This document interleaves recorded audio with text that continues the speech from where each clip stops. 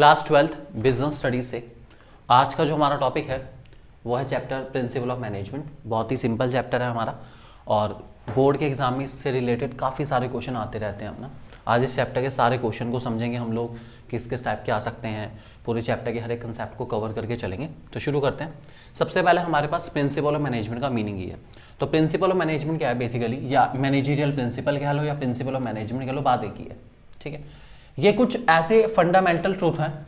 Fundamental का मतलब ऐसे सत्य नहीं है जो शुरू से चलते आ रहे हैं, इनको फंडामेंटली डिराइव करा गया है over a period of time, इनको एक्सपीरियंस करके इनको सच माना गया है। ठीक है, so these are called fundamental truth which act as a guideline for taking managerial action and decision. तो कोई भी मैनेजरियल एक्शन, आपको अपने ऑर्गेनाइजेशन के मैनेजमेंट में कुछ भी डिसीजन लेना है, कोई भी एक्शन लेना है, कोई भी वर्किंग करनी है, तो ये प्रिंसिपल ऑफ मैनेजमेंट आपके लिए गाइडलाइन का काम करेंगे, ये आपके लिए बेस का काम करेंगे। भाई ऐसा प्रिंसिपल में लिखा है कि ऐसे सिचुएशन आने पर ऐसा करना चाहिए, हमारे पास सेम सिचुएशन है, हमें इस प्रिंसिपल को अप्लाई करना चाहिए और उसका रिजल्ट हमारे फेवर में आएगा।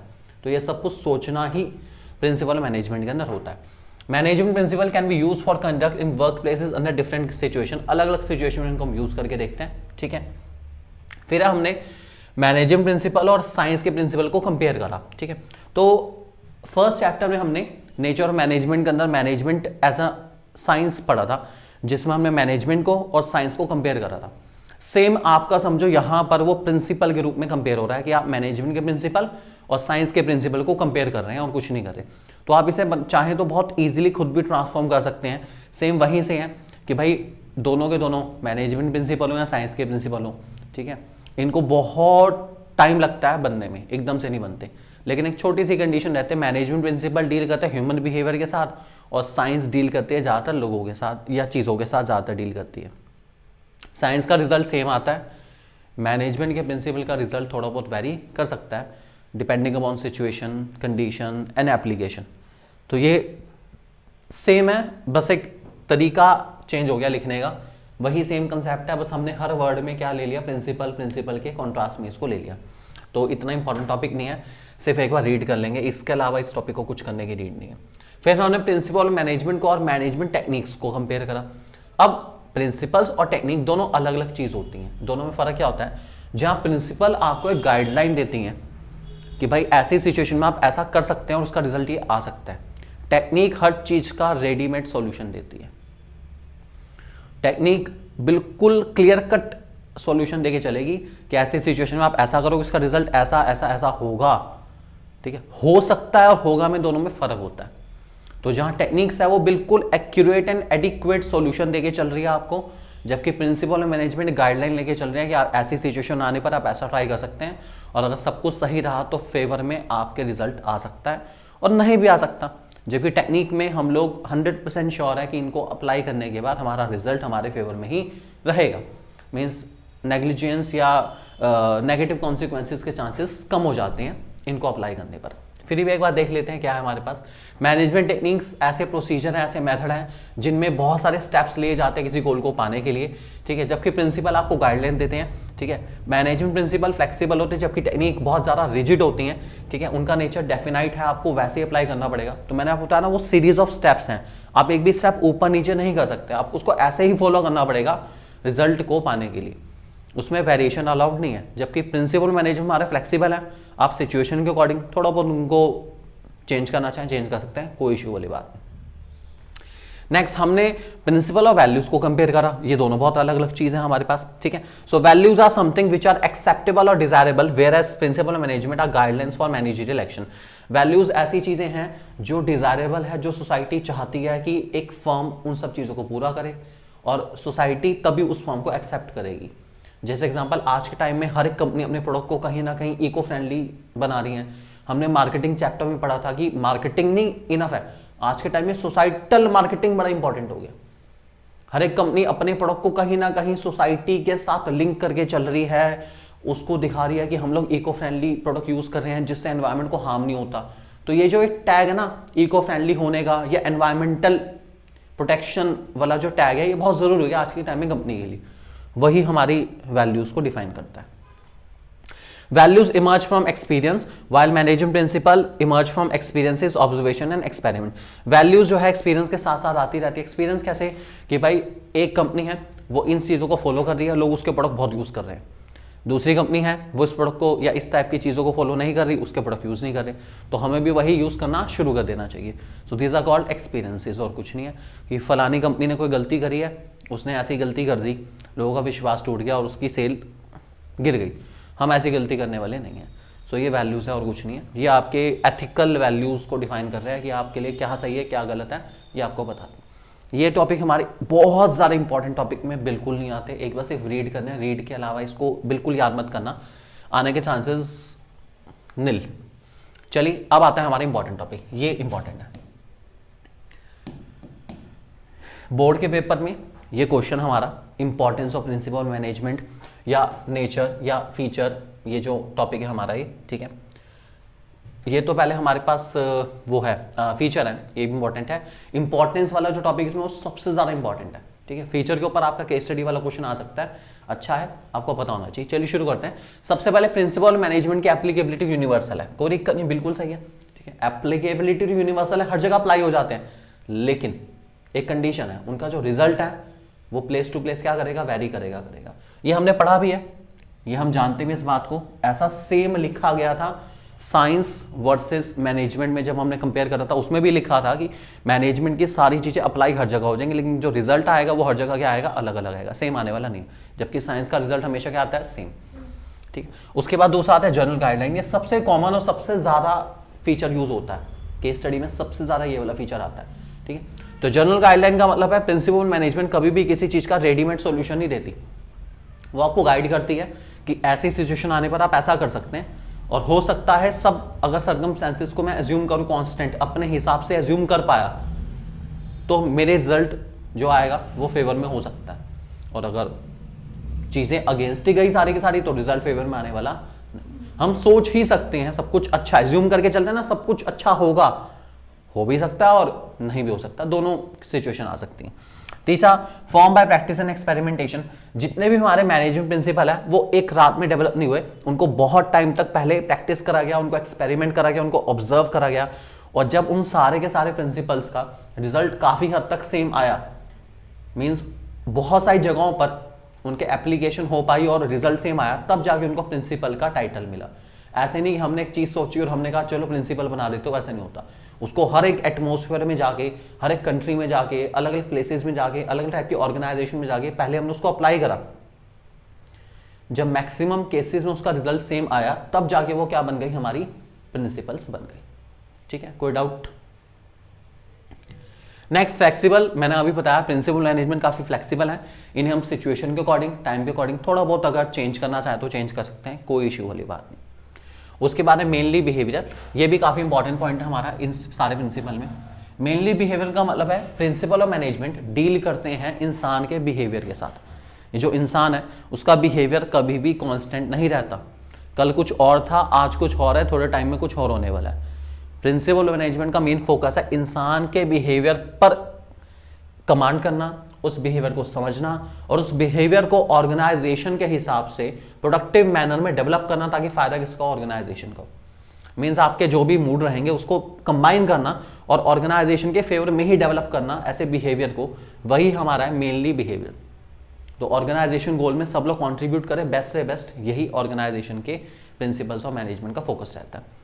उसके बाद है cause and effect relationship. Cause and effect relationship क्या आता है, प्रिंसिपल मैनेजमेंट अप्लाई करने से पहले आपको कॉजेस पता होने चाहिए कि आप क्यों अप्लाई कर रहे हो, और उसका क्या इफेक्ट हो सकता है ये भी आपको पता होना चाहिए। इफेक्ट पॉजिटिव हो या नेगेटिव हो आपको पता होना चाहिए। अगर आप कोई प्रिंसिपल अप्लाई कर रहे हो तो क्यों कर रहे हो ये पता हो, उसके क्या क्या इफेक्ट हो सकते हैं ये भी आपको पता होना चाहिए। वो इफेक्ट पॉजिटिव आए नेगेटिव आए पता नहीं, लेकिन हमें पता है कि हाँ ये हो सकते हैं, वो परिणाम हो या दुष्परिणाम हो हमें पता होने चाहिए पहले से। और लास्ट हमारे पास है कंटिंजेंट। प्रिंसिपल मैनेजमेंट काफी ज्यादा कंटिंजेंट होते हैं, ठीक है, और उनकी जो एप्लीकेशन रहती है वो ऑर्गेनाइजेशन पे डिपेंड रहती है कभी कभी, और हमें उसको कभी कभार नेचर के अकॉर्डिंग, साइज के अकॉर्डिंग, ऑर्गेनाइजेशन टाइप के अकॉर्डिंग चेंज करना पड़ता है। इट मीन्स हमें उनकी जो एप्लीकेशन है वो अलग अलग प्लेसेस के हिसाब से, अलग अलग ऑर्गेनाइजेशन के हिसाब से क्या करनी पड़ेगी, मॉडिफाई करनी पड़ेगी। ठीक है, तो ये मॉडिफिकेशन बहुत ज़रूरी है, डेट इज कॉल्ड कंटिंजेंट। ठीक है, तो ये हमारे सारे फीचर थे प्रिंसिपल ऑफ मैनेजमेंट के। चलिए अब आता है हमारा इसका इंपॉर्टेंस वाला टॉपिक, और ये बोर्ड के पेपर में 4 मार्क्स में 5 मार्क्स में आ चुका है ऑलरेडी, डायरेक्ट क्वेश्चन में ही आता है। ठीक है, केस स्टडी के रूप में ये क्वेश्चन बहुत रियरली देखा गया है, बहुत एक आधा कभी ऐसा साल गया हो जिसमें इसके ऊपर केस स्टडी आई हो, जब आएगा डायरेक्ट क्वेश्चन में ज़्यादा आता है, लेकिन बहुत इंपॉर्टेंट है और डायरेक्ट क्वेश्चन में ये आने के चांसेस बहुत ज़्यादा रहते हैं। तो ये मोस्ट इंपॉर्टेंट टॉपिक है हमारी तरफ से। ठीक है, पहला प्रिंसिपल मैनेजमेंट इंपॉर्टेंस है, जिसका नाम है providing managers with useful insight into reality. Okay, with useful insight into reality का मतलब है आपको भविष्य में झांकने की अनुमति दे रही है, आप भविष्य को देख सकते हैं। अब भविष्य हो सकता है वैसा हो सकता है वैसा ना हो, दोनों कंडीशन है, ध्यान रखना इस बात को। जब मैं कहता हूं मैंने प्रिंसिपल मैनेजमेंट अप्लाई करा और मुझे उसके पता उसके इफेक्ट ये हो सकते हैं, पॉजिटिव भी हो सकते हैं और नेगेटिव भी हो सकते हैं, वो इफेक्ट आएंगे कब? भविष्य में। लेकिन उन इफेक्ट के बारे में आप बात कब कर रहे हो? आज। इट मीन्स आज आप प्रिंसिपल मैनेजमेंट अप्लाई करते वक्त अपने भविष्य को देख पा रहे हो कि भविष्य में जो प्रिंसिपल आज हम अप्लाई कर रहे हैं इसके कॉन्सिक्वेंसेज ये आ सकते हैं, पॉजिटिव भी आ सकते हैं और नेगेटिव भी आ सकते हैं। तो ये आपको रियलिटी को देखने का मौका दे रही है, जो कि आपको फेस करनी पड़ेगी कब? भविष्य में। So that is called providing manager with useful insight into reality. भविष्य में झांकने का मौका मिल रहा है आपको पूरा पूरा। ठीक है, सो मैनेजमेंट प्रिंसिपल गाइडलाइन के ट्रैक करते हैं। ये principle knowledge, ability, understanding manager के ऊपर डिपेंड करते हैं। ठीक है, बैरियर्स, मैनेजर सिचुएशन, बहुत सारी चीजें हैं जिनके ऊपर अप्लाई करनी पड़ते हैं। It also have manager to learn from their past mistake and conserve time by solving problem quickly. Past mistake से सीखो और फ्यूचर में उसको सही से अप्लाई करो, ताकि वो गलती आपकी बिल्कुल ना हो जो आपने पास्ट में करी है। गलती करो लेकिन एक गलती बार बार मत करो, ये वही कहना चाह रहे हैं। दूसरा, optimum utilisation of resources and effective administration. देखिए, प्रिंसिपल मैनेजमेंट को इस तरीके से फोकस्ड करा गया है कि इनसे हम लोग ऑप्टिमम यूटिलाइजेशन कर पाए रिसोर्सेज का, या फिर हम लोग इकोनोमाइज कर पाए यूज ऑफ रिसोर्सेज को, जुडिशियस यूज कर पाए रिसोर्सेज को। मतलब सही इस्तेमाल करना अपने संसाधनों का, सही इस्तेमाल करना अपने रिसोर्सेज का, इस तरीके से इस्तेमाल करेंगे कि उसका मैक्सिमम बेनिफिट, ज्यादा से ज्यादा फायदा किसको? हमारी ऑर्गेनाइजेशन को। अब रिसोर्सेज भी हमारे ऑर्गेनाइजेशन में काफी सारे हैं। सबसे पहला और सबसे मुश्किल रिसोर्स जिसको संभालना है वो ह्यूमन रिसोर्स। ठीक है, मटेरियल, फाइनेंशियल, ये सब तो फिर भी संभाल लेंगे, लेकिन इन सबको संभालने वाला एक ही रिसोर्स है, ह्यूमन रिसोर्स, और उसको संभालना सबसे ज्यादा मुश्किल है, क्योंकि मोस्ट डायनामिक बिहेवियर वाला यहाँ पे सिर्फ एक ही रिसोर्स है। कौन सा? ह्यूमन। इंसान ही अपनी बात पर नहीं टिकता, बाकी सब तो टिक जाएंगे। अब ये पेन है जिसका नेचर आज ऐसा है तो कल भी ऐसा ही होगा, कल भी लिखेगा आज भी लिखेगा, लेकिन लिखने वाला हो सकता है कल लिखे ना लिखे, कल मेरा मन ना हो लिखने का, हो सकता है। That is called human behaviour. कभी कुछ और कभी कुछ हो सकता है।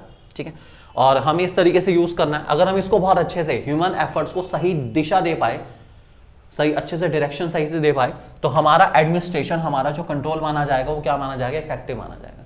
इट मीन्स अगर हमने सारे जितने भी लोग हमारी ऑर्गेनाइजेशन में काम कर रहे हैं उन्हें समझा लिया, उन्हें बता दिया कि भाई बेस्ट से बेस्ट एफर्ट करो, ऑर्गेनाइजेशन की तरक्की में बेस्ट से बेस्ट कंट्रीब्यूट करो, और वो ऐसा करना लग गए, तो समझो कि हमारा एडमिनिस्ट्रेशन, हमारा जो कंट्रोल है ऑर्गेनाइजेशन पे, वो बहुत ज्यादा क्या होता जा रहा है? इफेक्टिव होता जा रहा है। इफेक्टिव कंट्रोल का आप हर एक काम को टाइमली कर सकते हो। इफेक्टिवनेस पड़ी थी ना, हर काम को कैसे करना? टाइमली। तो एडमिनिस्ट्रेशन अच्छा है, इट मीन्स हर काम क्या हो रहा है? टाइमली हो रहा है। टाइम के मामले में टेंशन बिल्कुल नहीं, सारा काम किस पे हो रहा है? टाइम पर ही हो रहा है, और टाइम पर ही होना चाहिए। ठीक है, नेक्स्ट हमारा पॉइंट है जिसका नाम है साइंटिफिक डिसीजन। जितने भी हमारे प्रिंसिपल मैनेजमेंट है वो साइंटिफिक डिसीजन पर बेस्ड है। यहां पर एक वर्ड बड़ा इंपॉर्टेंट आता है कि ये प्रिंसिपल जो है वो लॉजिक के ऊपर ज्यादा बेस्ड है, ब्लाइंडनेस के ऊपर बेस्ड नहीं है। मतलब ये कहना चाह रहे हैं कि अगर एक मैनेजर कह रहा है किसी प्रिंसिपल के रेफरेंस में कि सर इस प्रिंसिपल को अप्लाई करने से ऐसा हो जाएगा, तो उसको उसके कॉन्सिक्वेंसेस या उसको उसके जो क्या रिजल्ट रहेगा वो बताना पड़ेगा, और क्यों रहेगा ये भी बताना पड़ेगा। वो ये कह के नहीं कह सकता कि सर इसमें लिखा हुआ है ऐसा हो जाएगा इसलिए ऐसा हो जाएगा, ऐसा नहीं चलेगा काम। आपको उसके रीजंस मेंशन करने पड़ेंगे कि अगर आपको प्रिंसिपल अप्लाई कर रहे हो तो क्यों अप्लाई कर रहे हो। ठीक है, there should be a logic behind each and every step you have taken rather than blindness. Blindness का मतलब मैं कर लूंगा, जब मैं कह रहा हूं ना, जो मैं कहता हूं मैं करके दिखा देता हूं, ये नहीं चलेगा बिल्कुल भी। आपको हर चीज के पीछे क्या देना है? लॉजिक देना है, क्योंकि आप ऑर्गेनाइजेशन का कोई डिसीजन ले रहे हो। उस ऑर्गेनाइजेशन के डिसीजन में बहुत सारे लोगों के ह्यूमन एफर्ट, बहुत सारे फाइनेंशियल रिसोर्सेस, बहुत सारे हमारे फिजिकल रिसोर्सेस दांव पे लगे हुए हैं, और आप ये कह रहे हो कि मैं कह रहा हूं ना कर लूंगा, ये नहीं चलेगा। आपको क्या देने पड़ेंगे? लॉजिक देने पड़ेंगे। क्यों, कब, कहां और कैसे बताना पड़ेगा। लॉजिक चाहिए, मैजिक से काम नहीं चलेगा, ठीक है। तो आप ये नहीं कह सकते कि आप जादूगर हो, आप सब कुछ ठीक कर दोगे, नहीं, लॉजिक चाहिए, बहुत ज़्यादा जरूरी। इसलिए हमारे जो प्रिंसिपल है वो साइंटिफिक डिसीजन के ऊपर बेस्ड है, ठीक है। वो बायस और प्रिजुडिस, दैट इज ओपिनियन के ऊपर बेस्ड नहीं है कि भैया किसी ने ओपिनियन सी ना ऐसा कर लो हो जाएगा तो हो जाए, ऐसा नहीं चलेगा बिल्कुल भी। आपको क्या देना है? हर चीज़ का लॉजिक देना पड़ेगा, बहुत जरूरी है, ठीक है। Next, meeting changing environment requirement. Principal of management को इस तरीके से डिजाइन करा जाता है या इस तरीके से मॉडिफाई करा जाता है कि वो एनवायरमेंट में आने वाले हर एक चेंज को बहुत जल्दी एक्सेप्ट कर पाए। जैसा माहौल चल रहा है उसके हिसाब से उनको क्या करेंगे, हम मॉडिफाई करके चलेंगे, कोई दिक्कत नहीं, ताकि लोगों की जो भी ज़रूरतें हैं उसके हिसाब से उन ज़रूरतों को पूरा कर सकें। एग्जाम्पल देता हूँ छोटा सा इसका। अब देखो, एक हम ना किसी इंसान को मोटिवेट करने के लिए हम लोग इंसेंटिव्स बनाते हैं अपना। भाई प्रिंसिपल मैनेजमेंट कहता है इंसेंटिव मिलेगा, ये हमारा उसमें लिखा ना बेसिक पे एंड अलाउंसेस, जो हमारा पॉइंट उसमें लिखा है कि इंसान को टाइम टू टाइम क्या देने हैं, इंसेंटिव देने हैं, ठीक है। इंसेंटिव में उसको लालच दो, ठीक है। पहले के टाइम में हो सकता है लालच क्या थे कि भैया आपकी सैलरी बढ़ा दी, चलो भाई बहुत बढ़िया लालच था। लेकिन आज के टाइम में सैलरी तो लोगों की बहुत अच्छी है, मल्टीनेशनल कंपनीज में सैलरी बहुत अच्छी है, इवन जो हमारी इंडियन कंपनीज है वो भी एक अच्छी खासी सैलरी दे रही है। अब इंसेंटिव के तौर पे एक्ट क्या कर रहे हैं, डिफरेंट टाइप के आइटम्स, ठीक है। अब एक फीमेल को अगर कोई ऑर्गेनाइजेशन ज्वाइन करनी है तो उसके लिए सबसे बड़ा इंसेंटिव है सिक्योरिटी, कि भाई वो रात को कभी शिफ्ट है 12 बजे 11 बजे, तो एटलीस्ट जो है कंपनी जो है अपनी कैब के थ्रू, ठीक है, और ऐसे ड्राइवर्स के थ्रू जो कंपनी के बहुत पुराने ड्राइवर्स हैं उनके थ्रू उनको घर तक पहुंचा रही है। ये उनके लिए क्या है, सिक्योरिटी। सैलरी 5,000 कम मिल जाए लेकिन क्या है साथ में, सिक्योरिटी, कि उनको अकेले रात को 11 बजे 12 बजे घर के लिए अकेले नहीं निकलना, सिक्योरिटी। कंपनीज ने क्या करा, कंपनी ने कहा भाई आप आराम से अपना सुबह उठो टाइम से, अपना आ जाओ ऑर्गेनाइजेशन, नाश्ते नुश्ते की टेंशन लेने की जरूरत नहीं, अपना नाश्ता कर आते हो अच्छी बात है, नहीं करके आते तो हमारा जो है कैफेटेरिया, हमारी कैंटीन हमेशा ओपन है और वहां पर अच्छा ब्रेकफास्ट हमेशा एम्प्लॉयज़ के लिए तैयार है, ये भी फ्री ऑफ कॉस्ट, कोई दिक्कत नहीं, आप खाओ। दोपहर का खाना खाना है खाओ, रात का खाना खाना है खाओ, खा लो, क्या दिक्कत है। अब ऑब्वियस ही बात है कि अपने घर से इतना भी भूखा तो आ नहीं रहा है कि भैया वही बैठ गया अपना सुबह का नाश्ता भी ये करूंगा, दोपहर का खाना भी खाऊंगा और उसके बाद रात को आराम से खाना खाने के बाद कोई 12-15 घंटे की शिफ्ट करने के लिए कंपनी में नहीं आ रहा। शिफ्ट 8 घंटे की है और 8 घंटे का कोई भी ऐसा टाइम पीरियड नहीं है जिसमें एक इंसान 2 मील से ज़्यादा ले सकता है। मैक्सिमम मील कितनी लेगा, 2, वही 90% तो 1 मील ही लेंगे। और कोई इतना वेला तो नहीं है भैया जो एमएनसी में काम कर रहा है वो 50, 100, 200 रुपए की थाली के पीछे अपने 3 घंटे लगाए, ये पॉसिबल नहीं है। इतना वेला इंसान कोई नहीं होगा कि अपने 3 घंटे एक्स्ट्रा ऑफिस में बैठ के काम कर रहा है एक्स्ट्रा, ताकि वो रात का खाना यहीं से खा के जाए। इतना ये वाली थिंकिंग जो बचकानी थिंकिंग है ये चली जाती है जब आप इस लेवल पे पहुंचते हैं, तो ऐसा हाल नहीं रहता। सो बात था कि इंसेंटिव देने की, इंसेंटिव को हम चेंज कर सकते हैं एज पर दी सिचुएशन, लोग जैसे चाहते हैं, जिस टाइप के इंसेंटिव चाहते हैं, हमने अपने प्रिंसिपल ऑफ मैनेजमेंट में उसके हिसाब से उसे क्या कर दिया, डायनामिक रखा, चेंज कर दिया, ठीक है। और उसके बाद last point, second last point है fulfilling social responsibility. Principle of management को हम लोग सोसाइटी का भी ध्यान रख के चलते हैं। हम अपने प्रिंसिपल मैनेजमेंट को इस तरीके से डिजाइन करते हैं कि वो सोसाइटी का ध्यान रख के चलें और हमारे ऑर्गेनाइजेशन में बायसनेस की कोई फीलिंग ना रहे, पार्शियलिटी की फीलिंग ना रहे, ये भी सोसाइटी चाहती है। बिल्कुल आप बेस्ट से बेस्ट एफर्ट करें सोसाइटी के डेवलपमेंट के लिए, सोसाइटी को अच्छी क्वालिटी गुड्स ऑफर करें, सही रेट पे ऑफर करें, ये सब भी हमें कौन बताते हैं, प्रिंसिपल ऑफ मैनेजमेंट ही बताते हैं। उसके बारे में मैनेजमेंट ट्रेनिंग एजुकेशन रिसर्च। देखिए प्रिंसिपल ऑफ मैनेजमेंट का फोकस मैनेजमेंट के इन 3 मेन पिलर्स पर रहते हैं। हम लोग प्रिंसिपल मैनेजमेंट के थ्रू ट्रेनिंग पे बहुत फोकस करके चलते हैं, एजुकेशन पे बहुत फोकस करके चलते हैं और रिसर्च पे बहुत फोकस करके चलते हैं, ठीक है। अगर हम कोई भी काम कर रहे हैं तो उसमें हमारी ट्रेनिंग, एजुकेशन, रिसर्च बहुत इंपॉर्टेंट है, क्योंकि 3 के 3 अगर ऑर्गेनाइजेशन में अच्छे हैं तो हमारी ऑर्गेनाइजेशन अच्छे से चलेगी। रिसर्च वर्क आपको पता ही है, फ्यूचर में कुछ भी डेवलपमेंट के लिए आपको रिसर्च करना पड़ता है, क्या नया प्रोडक्ट लेकर आएँ, उसको इफेक्टिवनेस को कैसे इंप्रूव करा जाए। एजुकेशन एम्प्लॉयज़ की बहुत मैटर करती है, इसलिए कंपनी एजुकेशन के लिए भी हायर एजुकेशन अपॉर्चुनिटीज़ देती हैं कि आप पढ़ते रहो, side by side distance learning education लेते रहो, कोई दिक्कत नहीं, काम करते करते नया सीखते भी रहो। ट्रेनिंग आपको पता ही है, एम्प्लॉय की करंट परफॉर्मेंस को इंप्रूव करने के लिए क्या चाहिए, ट्रेनिंग चाहिए। एक इंसान है वो परफॉर्मेंस कर रहा है लेकिन मज़ा नहीं आ रहा, 15 दिन की उसको ट्रेनिंग दिलाई, ठीक है, बढ़िया ट्रेनिंग करा दी उसकी, अब वही काम जो पहले वो सही से नहीं कर पा रहा था वो बहुत अच्छा कर पा रहा है। It is because of training. तो ट्रेनिंग, एजुकेशन, रिसर्च, ये इन्वेस्टमेंट है ह्यूमन रिसोर्सेज में। और अगर ह्यूमन रिसोर्सेज में आपने सही से इन्वेस्टमेंट कर ली तो ये ह्यूमन रिसोर्स ही है जो सबसे बड़ा रिसोर्स है जो आपकी ऑर्गेनाइजेशन को फर्स्ट से अर्श तक लेके जा सकता है।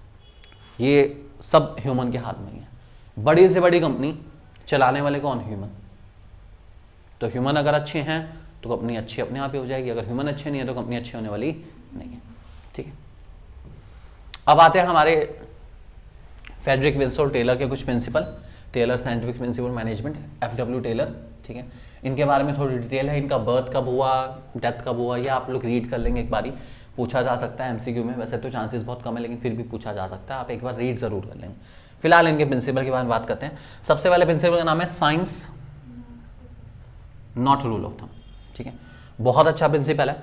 ठीक है, साइंस के बारे कॉमा लगाना बहुत जरूरी है। ये बताता है कि साइंस अप्लाई करो, रूल ऑफ थंब नहीं चलेगा। अबे रूल ऑफ थंब का मतलब क्या है? Rule of thumb, rule of thumb बहुत पुराना एक प्रोवर्ब है जिसका मीन्स है डिक्टेटरशिप। क्या है? डिक्टेटरशिप, मतलब सभी लोग मेरे अंगूठे के नीचे रहेंगे, रूल ऑफ थंब।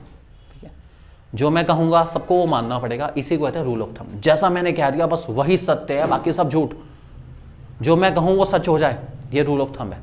ठीक है, अभी हमने पढ़ा, पीछे भी पढ़ा हमने कि मैनेजमेंट प्रिंसिपल साइंटिफिक डिसीजन के ऊपर ज़्यादा बेस्ड होते हैं, जिनमें रूल ऑफ थंब की एप्लीकेशन हो ही नहीं सकती, क्योंकि मुझे हर चीज़ के पीछे क्या देना है? Logic rather than blindness. मुझे तो हर चीज़ के पीछे लॉजिक देना पड़ेगा। रूल ऑफ थंब में लॉजिक होता ही नहीं, जो मैं कह रहा हूँ वो होता है, जो मैं कह रहा हूँ वो हो जाता है। ठीक है, ये हुआ सेंसलेस बात। आपको हर चीज़ के पीछे क्या लगानी है? साइंस। तो साइंस और रूल ऑफ थंब क्या आता है? मैनेजमेंट के अंदर हर एक एक्टिविटी को प्लान करते वक्त जब आप प्रिंसिपल ऑफ मैनेजमेंट को यूज़ कर रहे हो बेसिकली, तो आपको लॉजिक का इस्तेमाल करना है, ब्लाइंडनेस नहीं चलेगी। आपको ये काम क्यों कर रहे हो पता होना चाहिए, कैसे कर रहे हो पता होना चाहिए, उसका क्या रिजल्ट आने वाला है आपको पता होना चाहिए। हर चीज़ को साइंटिफिकली सोचना है। क्या करना है? अगर आप चीज़ों को साइंटिफिकली सोचना शुरू करते हैं with reference to cause and effect relationship, कि मैं अगर कोई काम कर रहा हूं तो क्यों कर रहा हूं, उसका क्या इफेक्ट होगा, अगर इसके ऊपर ध्यान रखते हुए चलता हूं पूरा, तो इससे बहुत सारी सेविंग हो सकती है। ह्यूमन एनर्जी, ह्यूमन रिसोर्स की सेविंग हो जाएगी। हर चीज़ को साइंटिफिकली सोच के चलो। कैसे करो? साइंटिफिकली सोचो, समझो, अगर आप क्यों कर रहे हो उसका रिजल्ट क्या होगा, इससे आपका टाइम भी बचेगा, आपका मटेरियल भी बचेगा, आपकी ह्यूमन एनर्जी भी बचेगी, हर चीज़ आपको बचानी है। आप हर एक काम को करने के बेस्ट मेथड डेवलप कर लो, यानी उन मेथड के थ्रू जब आप काम करेंगे तो आप अपनी एफिशिएंसी को भी रिटेन कर पाएंगे और आपकी ऑर्गेनाइजेशन में नुकसान के चांसेस भी कम हो जाएंगे। ठीक है, और साइंटिफिक मेथड में आप साइंटिफिक इंक्वायरी करते हैं, ऑब्जर्वेशन करते हैं, एनालिसिस करते हैं हर एक टास्क का। ये सिंपल कहूँ तो science not rule of thumb कहता है कि आप मेथड स्टडी पे फोकस करो। आपको याद है मेथड स्टडी क्या होती है? किसी एक काम को करने का एक बेस्ट मेथड को ऑप्ट कर लो।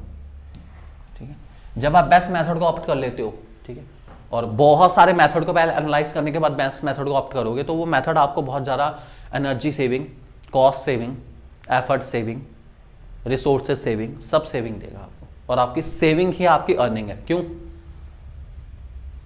सेविंग ही अर्निंग है, क्योंकि अगर सेविंग हो रही है, रिसोर्सेज कम लग रहे हैं तो कॉस्ट कम आएगी, कॉस्ट कम तो प्रॉफिट मार्जिन ज़्यादा, ऑब्वियस ही बात है। तो हर कंपनी किस काम के लिए चल रही है? प्रॉफिट कमाने के लिए। ठीक है, सो ये बहुत ज़रूरी है। इसलिए हर चीज़ को आपको कैसा सोचना है? साइंटिफिकली सोचना है। कैसा सोचना है? साइंटिफिकली। ठीक है, सो लॉजिक चाहिए, ब्लाइंडनेस नहीं चाहिए। क्लियर? तो अगर किसी भी क्वेश्चन में साइंटिफिकली प्लान करने की बात चल रही है कि हम लोग साइंटिफिकली करेंगे, हम ऐसा करेंगे, छोटी से छोटी चीज़ पे ध्यान देके चल रहे हैं, वेस्टेज मिनिमाइज कर रहे हैं, ह्यूमन एफर्ट को मिनिमाइज कर रहे हैं, तो वो कहीं ना कहीं किस पे फोकस कर रहा है? Science not rule of thumb को।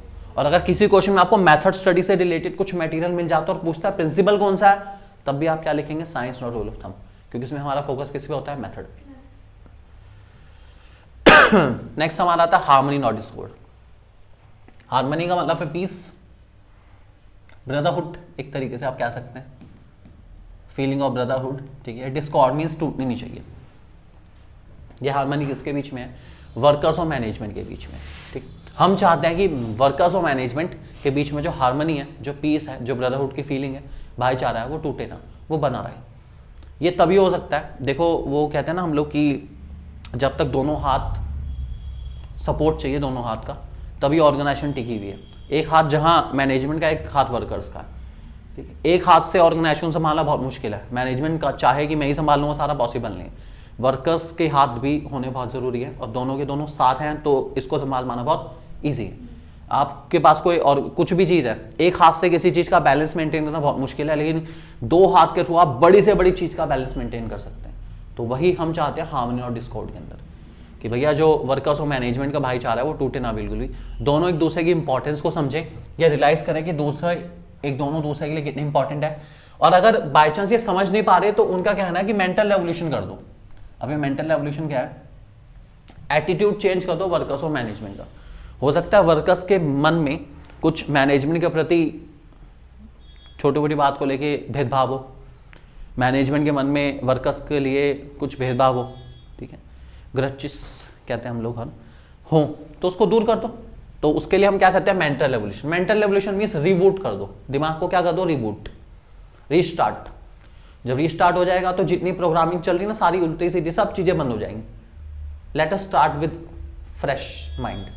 तो ये करना चाह रहे हैं, इसलिए क्या कर दो? मेंटल रेवोल्यूशन, ठीक है। उसके बाद management should also share gains of the company with workers, at the same time workers must contribute to best level. Okay, अगर कंपनी को प्रॉफिट होता है तो कंपनी की जिम्मेदारी है कि मैनेजमेंट जो है अपने गेन्स को शेयर करे किसके साथ? वर्कर्स के साथ। और सेम टाइम पे वर्कर्स बेस्ट से बेस्ट कॉन्ट्रीब्यूट करें ऑर्गेनाइजेशन के फेवर में। आलतू फालतू स्ट्राइक पर ना जाएं, फालतू कैसे काम ना करें, एक दूसरे के साथ बेस्ट से। मैनेजमेंट वर्कर्स के लिए बेस्ट कर रहा है, वर्कर्स मैनेजमेंट के लिए बेस्ट कर रहे हैं, इसी का नाम है हार्मनी नॉट डिस्कॉर्ड। क्या नाम है? ठीक है। अगला हमारे पास आता है कॉपरेशन नॉट इंडिविजुअलिज्म। अब ये कॉपरेशन का मतलब एक दूसरे के साथ कॉपरेट करके चलो। इंडिविजुअलिज्म, अकेले अकेले चलोगे तो चल नहीं पाओगे लंबे टाइम तक, साथ चलोगे तो दूर तक चलोगे, ठीक है। तो वही है, there should be a complete cooperation between the labor and management instead of individualism. The management must discuss with workers before setting up the standard and targets so that workers will try their best to achieve it. देखिए यहां पर जो principal इस्तेमाल हो रहा है उसका नाम है इनिशिएटिव। अगर किसी क्वेश्चन में आपको इनिशिएटिव वाले प्रिंसिपल की फीलिंग आती है, इनिशिएटिव में ये होता है कि मुझे वर्कर्स ने अगर कुछ भी सजेस्ट करा है तो मुझे उसको अंडरटेक करना है, और अगर वो अच्छा लगता है तो मुझे उसको रिवॉर्ड भी देना है, ठीक है। जबकि ऊपर वाला जो गेन शेयर करने वाला है ये हमारा वही पॉइंट है, that is called remuneration of employees. Remuneration of employees के अंदर इस बात का जिक्र करा जाता है, हमारा आगे एक रेम्यूनरेशन ऑफ एम्प्लॉइज प्रिंसिपल आएगा कि ऑर्गेनाइजेशन के अंदर मैनेजमेंट को अपने प्रॉफिट्स को शेयर करना चाहिए किसके साथ? वर्कर्स के साथ। वो रेम्यूनरेशन ऑफ एम्प्लॉइज के अंदर लिखा हुआ होता है, ठीक है। तो ये दो प्रिंसिपल यहां बताने का पर्पस ये है क्योंकि ये दोनों पॉइंट ना बिल्कुल सेम है। 90% क्वेश्चन में आपको लगेगा कि हार्मनी और डिस्कॉर्ड है, हो सकता है उसका आंसर कॉपरेशन नॉट इंडिविजुअलिज्म निकले, और किसी में हो सकता है कॉपरेशन नॉट इंडिविजुअलिज्म आंसर हो और आप हार्मनी लिख दें अपना, तो ये चल सकता है थोड़ा बहुत, ठीक है, ऐसा होता है। फर्क नहीं है इस बात में। एक्चुअल में जो कॉपरेशन नॉट इंडिविजुअलिज्म है वो हार्मनी नॉट डिस्कॉर्ड का ही एक्सटेंशन है। मतलब जब मैंने इस पॉइंट को थोड़ा सा और डिस्कस कर लिया लंबा करके तो मैंने एक नया पॉइंट बना दिया। रियलिटी की बात करूं तो सारा का सारा हार्मनी और डिस्कॉर्ड ही है। क्या है? ठीक है, ये तो मैंने उसी में से कुछ एक्सट्रैक्ट कर लिया और एक अलग से बना दिया, जबरदस्ती। ये जबरदस्ती बना और कुछ नहीं बना। बात हार्मनी नॉट डिस्कॉर्ड पे गया, कॉपरेशन नॉट इंडिविजुअलिज्म जबरदस्ती बनाया गया, ठीक है। तो फिलहाल इसमें आता क्या बता देता हूं। तो मैनेजमेंट को वर्कर्स के साथ डिस्कस करना चाहिए स्टैंडर्ड सेट करने से पहले, और वर्कर्स बेस्ट से बेस्ट अचीव करेंगे। This principle extension of harmony not discord अभी बताया। For this management should not close its ears and any suggestion made by employees, they should be rewarded to their valuable suggestion which help in reduction of cost. ये same जो लिखा ना, ये same जहां से लगे यहां तक, ये इनिशिएटिव प्रिंसिपल में एज इट इज रिपीट होगा। ये मैनेजमेंट को अपने कान बंद नहीं करने चाहिए वर्कर्स के सजेशंस के लिए। Suggestions are always open for the betterment. Suggestion सुनो, अगर सही लगता है तो अप्लाई कर दो, और अगर अप्लाई करके फायदा होता है तो थैंक यू बोलना मत भूलना बिल्कुल। कुछ और दो ना दो, at least a token of thank is necessary. आगे, at the same time worker should not plan to go on strike and making unreasonable demand in the management. ऐसा ना भी ना हो कि भैया वर्कर्स आलतू फालतू की स्ट्राइक या उल्टी सीधी डिमांड करनी शुरू कर दें जो पूरी नहीं करी जा सकती, जिसको पूरी करने में मैनेजमेंट समर्थ नहीं है, अभी फिलहाल काबिल नहीं है, और हम ऐसे डिमांड करे जा रहे हैं, तो लड़ाइयां ही होंगी। एक दूसरे से कोऑपरेट करके चलो, एक दूसरे की सिचुएशन को समझ के चलो, ये बहुत ज़्यादा जरूरी है। इस पॉइंट का नाम है कॉपरेशन नॉट इंडिविजुअलिज्म। अपने अपने बारे में नहीं सोचना, हमेशा एज ग्रुप सोच के चलना, सबको साथ लेके चलना और सबके बारे में सोच के चलना है। समहाउ सबका साथ सबका विकास वीगन से, तो ये थिंकिंग के साथ चलना है। And the last one is development of each and every person to his or her greatest efficiency and prosperity. तो ये बहुत ज़्यादा लंबा हमारा प्रिंसिपल है, बहुत सिंपल है लेकिन development of each and every person, ठीक है। इसका मतलब है हमारी ऑर्गेनाइजेशन में जितने भी लोग काम कर रहे हैं, वो मेल है फीमेल है, कोई दिक्कत नहीं है, हर प्रकार का इंसान है जो हमारी ऑर्गेनाइजेशन में काम करने के लिए आ रहा है, उसका डेवलपमेंट होना चाहिए। डेवलपमेंट का स्कोप कभी खत्म नहीं होता। डेवलपमेंट एक नेवर एंडिंग प्रोसेस है। हम पढ़ते हैं development is a never ending process, उसका कोई अंत है ही नहीं बिल्कुल भी। आप जितना डेवलप करना चाहें आप कर सकते हैं, इस चीज़ से भी डेवलप और बहुत सारी चीज़ों में डेवलप कर सकते हैं। हमारी ऑर्गेनाइजेशन के अंदर डेवलपमेंट का स्कोप कभी खत्म ना हो। एक इंसान जो हमारी ऑर्गेनाइजेशन को ज्वाइन कर रहा है उसके पास स्कोप होना चाहिए डेवलपमेंट का, उसे लगे हर साल में कुछ नया नया सीख रहा हूँ। इसके लिए ऑर्गेनाइजेशन से टाइम टू टाइम ट्रेनिंग दे, उसे बेटर से बेटर एजुकेशनल एक्टिविटीज़ में इंडल्ज रखे, उससे साथ और से और ज़्यादा रिसर्च वर्क को प्रमोट करे। हमने पीछे पढ़ा था कि प्रिंसिपल मैनेजमेंट, एजुकेशन, रिसर्च और ट्रेनिंग तीनों को प्रमोट करते हैं।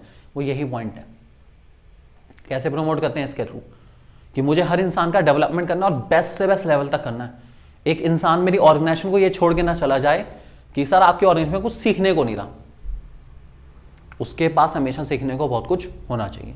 और तभी हो पाएगा जब हम अपनी ऑर्गेनाइजेशन का माहौल इस तरीके से मॉडिफाई करके चलेंगे कि वहाँ डेवलपमेंट का स्कोप रहे, हम कुछ ना कुछ नया ट्राई करते रहें, कुछ ना कुछ नया रिसर्च वर्क करते रहें, अपना एम्प्लॉइज़ को बैक टू बैक कुछ नई ट्रेनिंग देते रहें ताकि उनकी एफिशिएंसी बढ़े, उनकी प्रोडक्टिविटी बढ़े, उनकी अर्निंग बढ़े, उनके फ्यूचर प्रोस्पेक्ट बढ़ जाएँ और they should feel developed in their own manner. तो डेवलपमेंट बहुत जरूरी है, विकास होना बहुत अनिवार्य है, ज़रूरी है अपना। तो क्या लिखा गया? Industrial efficiency depends on the efficiency of workers, worker efficiency depends upon proper training. ये तो सीधी सी बात है। एफिशिएंसी मतलब कम से कम लागत पे सामान बनाना, ये डिपेंड करता है ट्रेनिंग पर। ट्रेंड इंसान कम से कम लागत पर भी ज़्यादा से ज़्यादा सामान बना सकता है। अब मैं इसका एग्जाम्पल लेता हूँ छोटा सा। देखो, जो इंसान ट्रेंड है, ठीक है, आपने एक ट्रेंड इंसान को घर का फर्नीचर बनाने के लिए बुलाया, ठीक है। अब जो इंसान ट्रेंड है वो अपने माइंड में कैलकुलेशन करेगा कि भैया 4 शीट इसकी लगेगी, 2 इसकी लगेगी, 3 इसकी लगेगी, हो जाएगा काम, ठीक है। अब जो अनट्रेंड इंसान है, हो सकता है वो 5 शीट बोले, हो सकता है 6 शीट बोले, क्योंकि उसको तो वेस्टेज भी अपनी देख के चलनी है। लेकिन जो ट्रेंड है उसको पता है मेरी वेस्टेज क्या है, नेग्लिजिबल है, मैं चीज़ को वेस्ट होने नहीं देता, क्योंकि ट्रेनिंग इतनी है। उसे पता है अगर कहीं से कोई भी टुकड़ा छोटा रह गया तो छोटे मोटे टुकड़े को जोड़ के भी वो अपना काम पूरा कर लेगा। This is called what? Training. Training है और ट्रेनिंग वक्त के साथ ही होती है। वैसी बात है, जब आप ट्रेनिंग लेते रहोगे तो अपने काम में क्या आएगी? परफेक्शनिज्म आ जाएगा और आपकी एफिशिएंसी ऑटोमेटिकली बढ़ जाएगी। एफिशिएंसी मीन्स कम से कम टाइम में ज़्यादा से ज़्यादा काम करना, कम से कम कीमत पे करना, दैट इज कॉल्ड एफिशिएंसी। तो इसके लिए ट्रेनिंग बहुत असेंशियल है। पॉइंट क्लियर हो गया बोला सभी को? ठीक है। तो आगे लिखा है, employees must be sent for training time to time to update their knowledge and find out the best method of doing a job. Taylor suggested that there should be a scientific selection of workers and work assigned to them suit their physical, mental and intellectual capabilities। देखो, लोगों को select करने से पहले मुझे scientific selection करना है। Scientific selection means लोगों की काबिलियत के अनुसार, लोगों की physical, mental and intellectual capability के इंसान ही मुझे काम चूज कराना है उनको। ये कहना चाह रहे हैं इंसान का दिमाग कहाँ तक और किस लेवल तक सोच सकता है, उसके हिसाब से उसको वर्क असाइन करना चाहिए। अगर आप ऐसे वर्क असाइन करेंगे तो ऑब्वियसली बात है वर्क के अच्छे होने के चांसेस, परफॉर्मेंस के अच्छे होने के चांसेस क्या रहेंगे? ज़्यादा रहेंगे। तो सिलेक्शन भी साइंटिफिक चाहिए, सोच समझ के, कॉज एंड इफेक्ट के साथ, कि अगर मैंने इस इंसान को चूज़ करा तो इसका क्या इफेक्ट हो सकता है, क्या इफेक्ट नहीं हो सकता, हर चीज़ सोच के चलनी पड़ेगी, ठीक है। और employee should produce more and earn more. This will ensure greatest efficiency and prosperity for both company and workers. Obviously बात है, अगर एम्प्लॉइज बेस्ट एफर्ट करेंगे तो ग्रोथ तो सबसे पहले कौन करेगी? कंपनी। सबसे पहले विकास किसका है? कंपनी का ही तो है, क्योंकि आपके एफर्ट किसके लिए हैं? कंपनी के लिए। उसका रिजल्ट आपको तो बाद में मिलेगा, सबसे पहले किसको मिलेगा? कंपनी को। तो इसलिए बहुत जरूरी है, इसलिए बेस्ट से बेस्ट एफर्ट करो ताकि कंपनी कमाए तो आपको भी अर्निंग अच्छी मिल पाए। फिर हमारे साइंटिफिक टेक्निक्स काफ़ी सारी हमारे पास। सबसे पहले आ रही है फंक्शनल फॉर्मैनशिप। फंक्शनल फॉर्मैनशिप हमारी थोड़ी सी ज़्यादा डिटेल वाली है, ठीक है। इसमें हमारा जो है डिवीजन ऑफ वर्क वाला प्रिंसिपल का एक्सटेंशन रहता है। हो सकते हैं कि फंक्शनल फॉर्मैनशिप डिवीजन ऑफ वर्क का एक्सटेंशन है, पता होना चाहिए आपको, ठीक है। और फंक्शनल फॉर्मैनशिप एक पर्टिकुलर हमारे प्रिंसिपल को वायलेट भी करके चलता है। वो प्रिंसिपल है हमारा यूनिटी ऑफ कमांड, ठीक है। तो वायलेट जो होता है वो होता है कौन सा? Unity of command. ऐसा क्यों है वो बताता हूं आपको।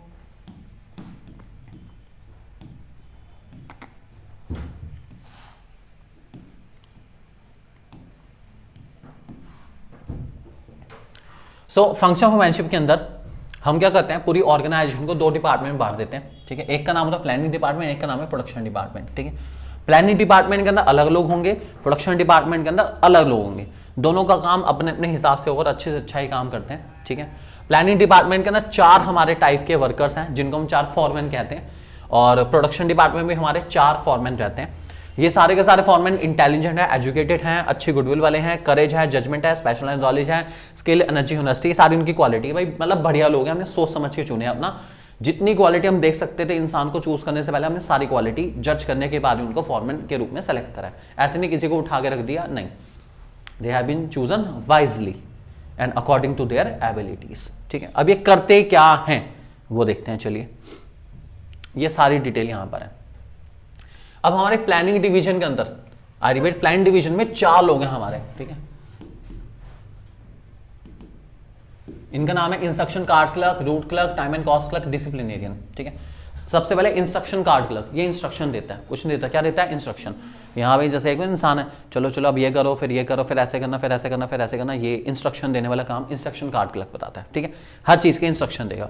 रूट क्लर्क पूरे के पूरे रूट को, प्रोडक्शन का जो रूट है उसको कंप्लीट करने के लिए जिम्मेदार है।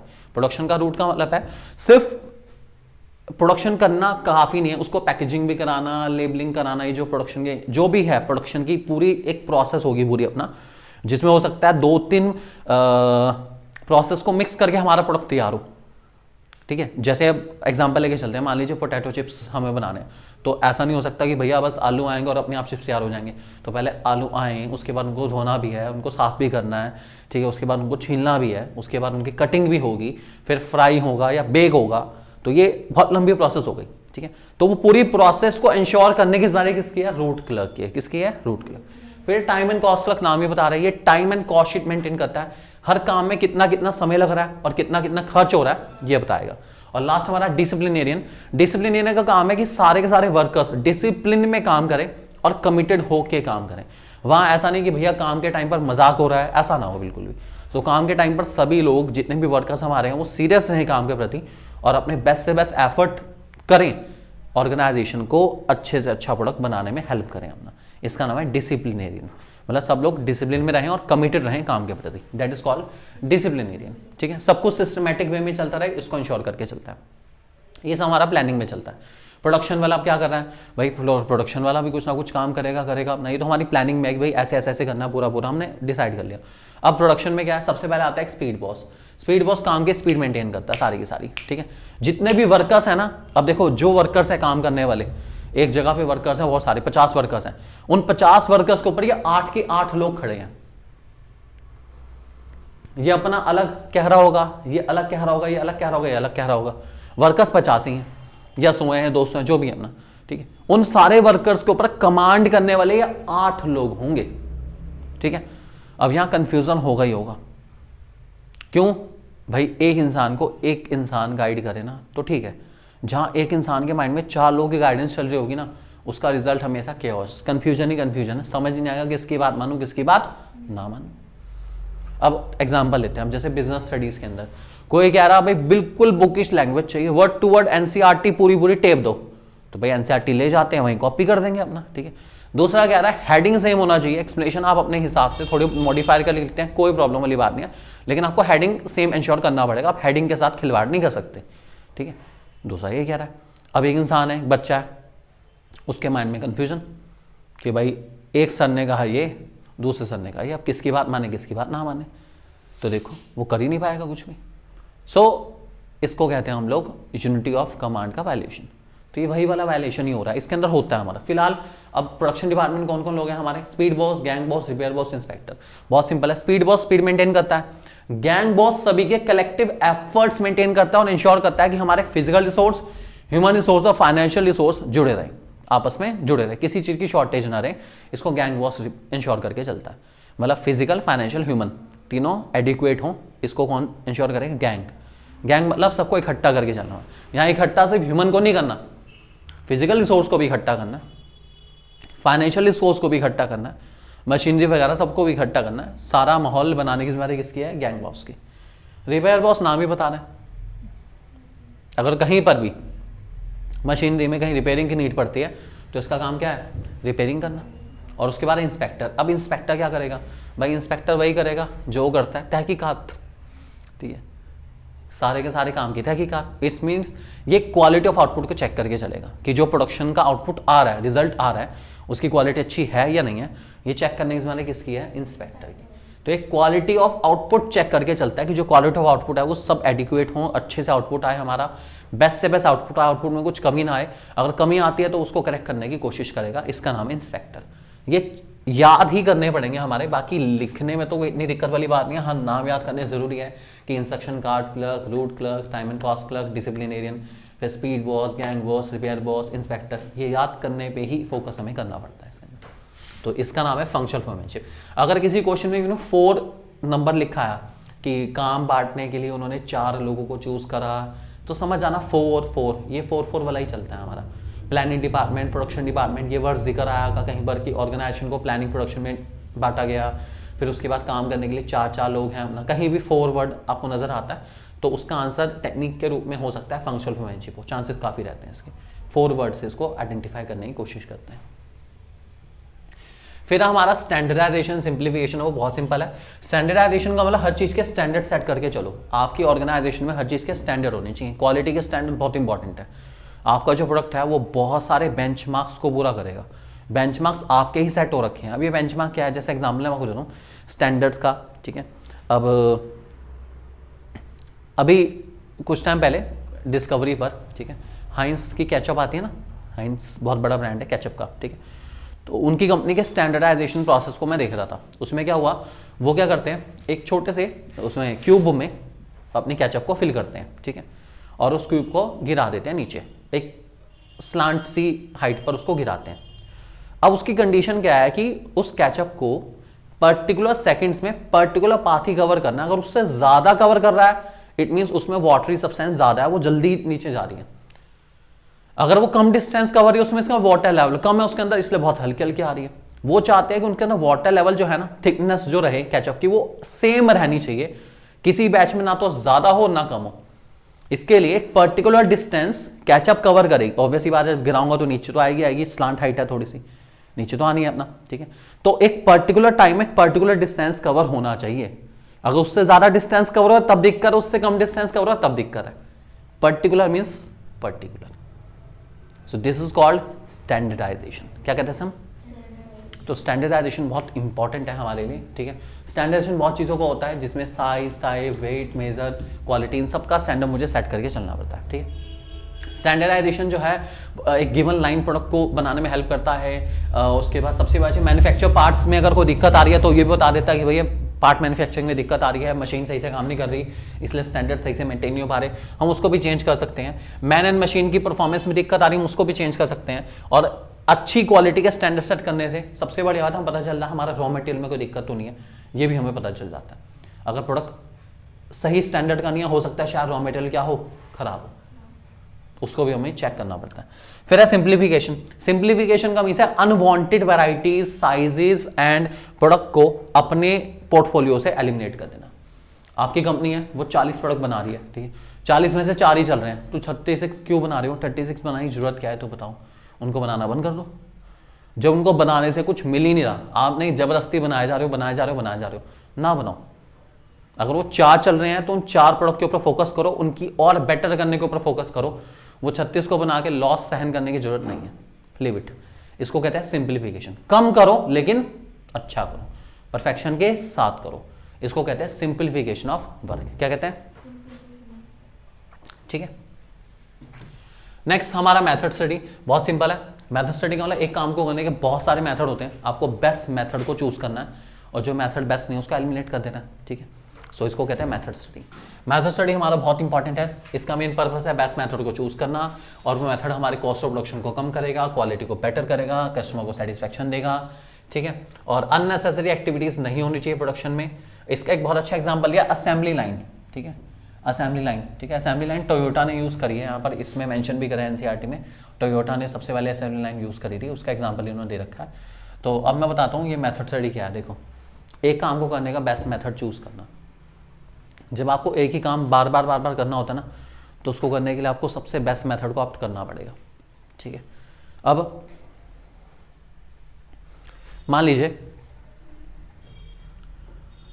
एक कंपनी है, ठीक है, उसको कोई प्रोडक्ट बनाना है, लेट अस सपोज वो बना के चल रही है, केचप ही बना रही है, ठीक है। तो अब केचप को बनाने की पूरी प्रोसेस को उन्होंने क्या करा, मेथड स्टडी के हिसाब से ढाल दिया, ठीक है। वो एक एक टमाटर को पकड़ के हाथ से धोने वाले नहीं है, उनके पास क्या मशीनरी है, उस मशीनरी के अंदर वाटर को इतनी अच्छी खासी थ्रो के साथ फेंका जाएगा उसके अंदर कि अगर कुछ भी सब्सटेंस उस टोमेटो पे लगाया तो वो अपने आप ही क्या हो जाएगा, धुल जाएगा अपने आप ही, ठीक है। और वो इस प्रोसेस को 2-3 बार करते हैं ताकि कोई भी इंप्योरिटी ना रहे। भाई अगर मैं एक एक टमाटर भी तो कितने हजारों किलो होंगे, सोचो, एक एक को पकड़ के धोऊंगा तो कितना टाइम लग जाएगा। इसने क्या करी, उन्होंने मेथड डेवलप कर दिया, मशीनरी के थ्रू वो काम कर दिया सारा का सारा। तो ये मेथड स्टडी है जो हमें बताते हैं काम को बार बार अगर करना है तो उसको करने के लिए सबसे बेस्ट तरीका कौन सा हो सकता है, उस तरीके से करेंगे तो हमारा टाइम एफर्ट हमेशा क्या होगा, बच जाएगा। तो हमें यही करना है, इसको कहते हैं मेथड स्टडी, ठीक है।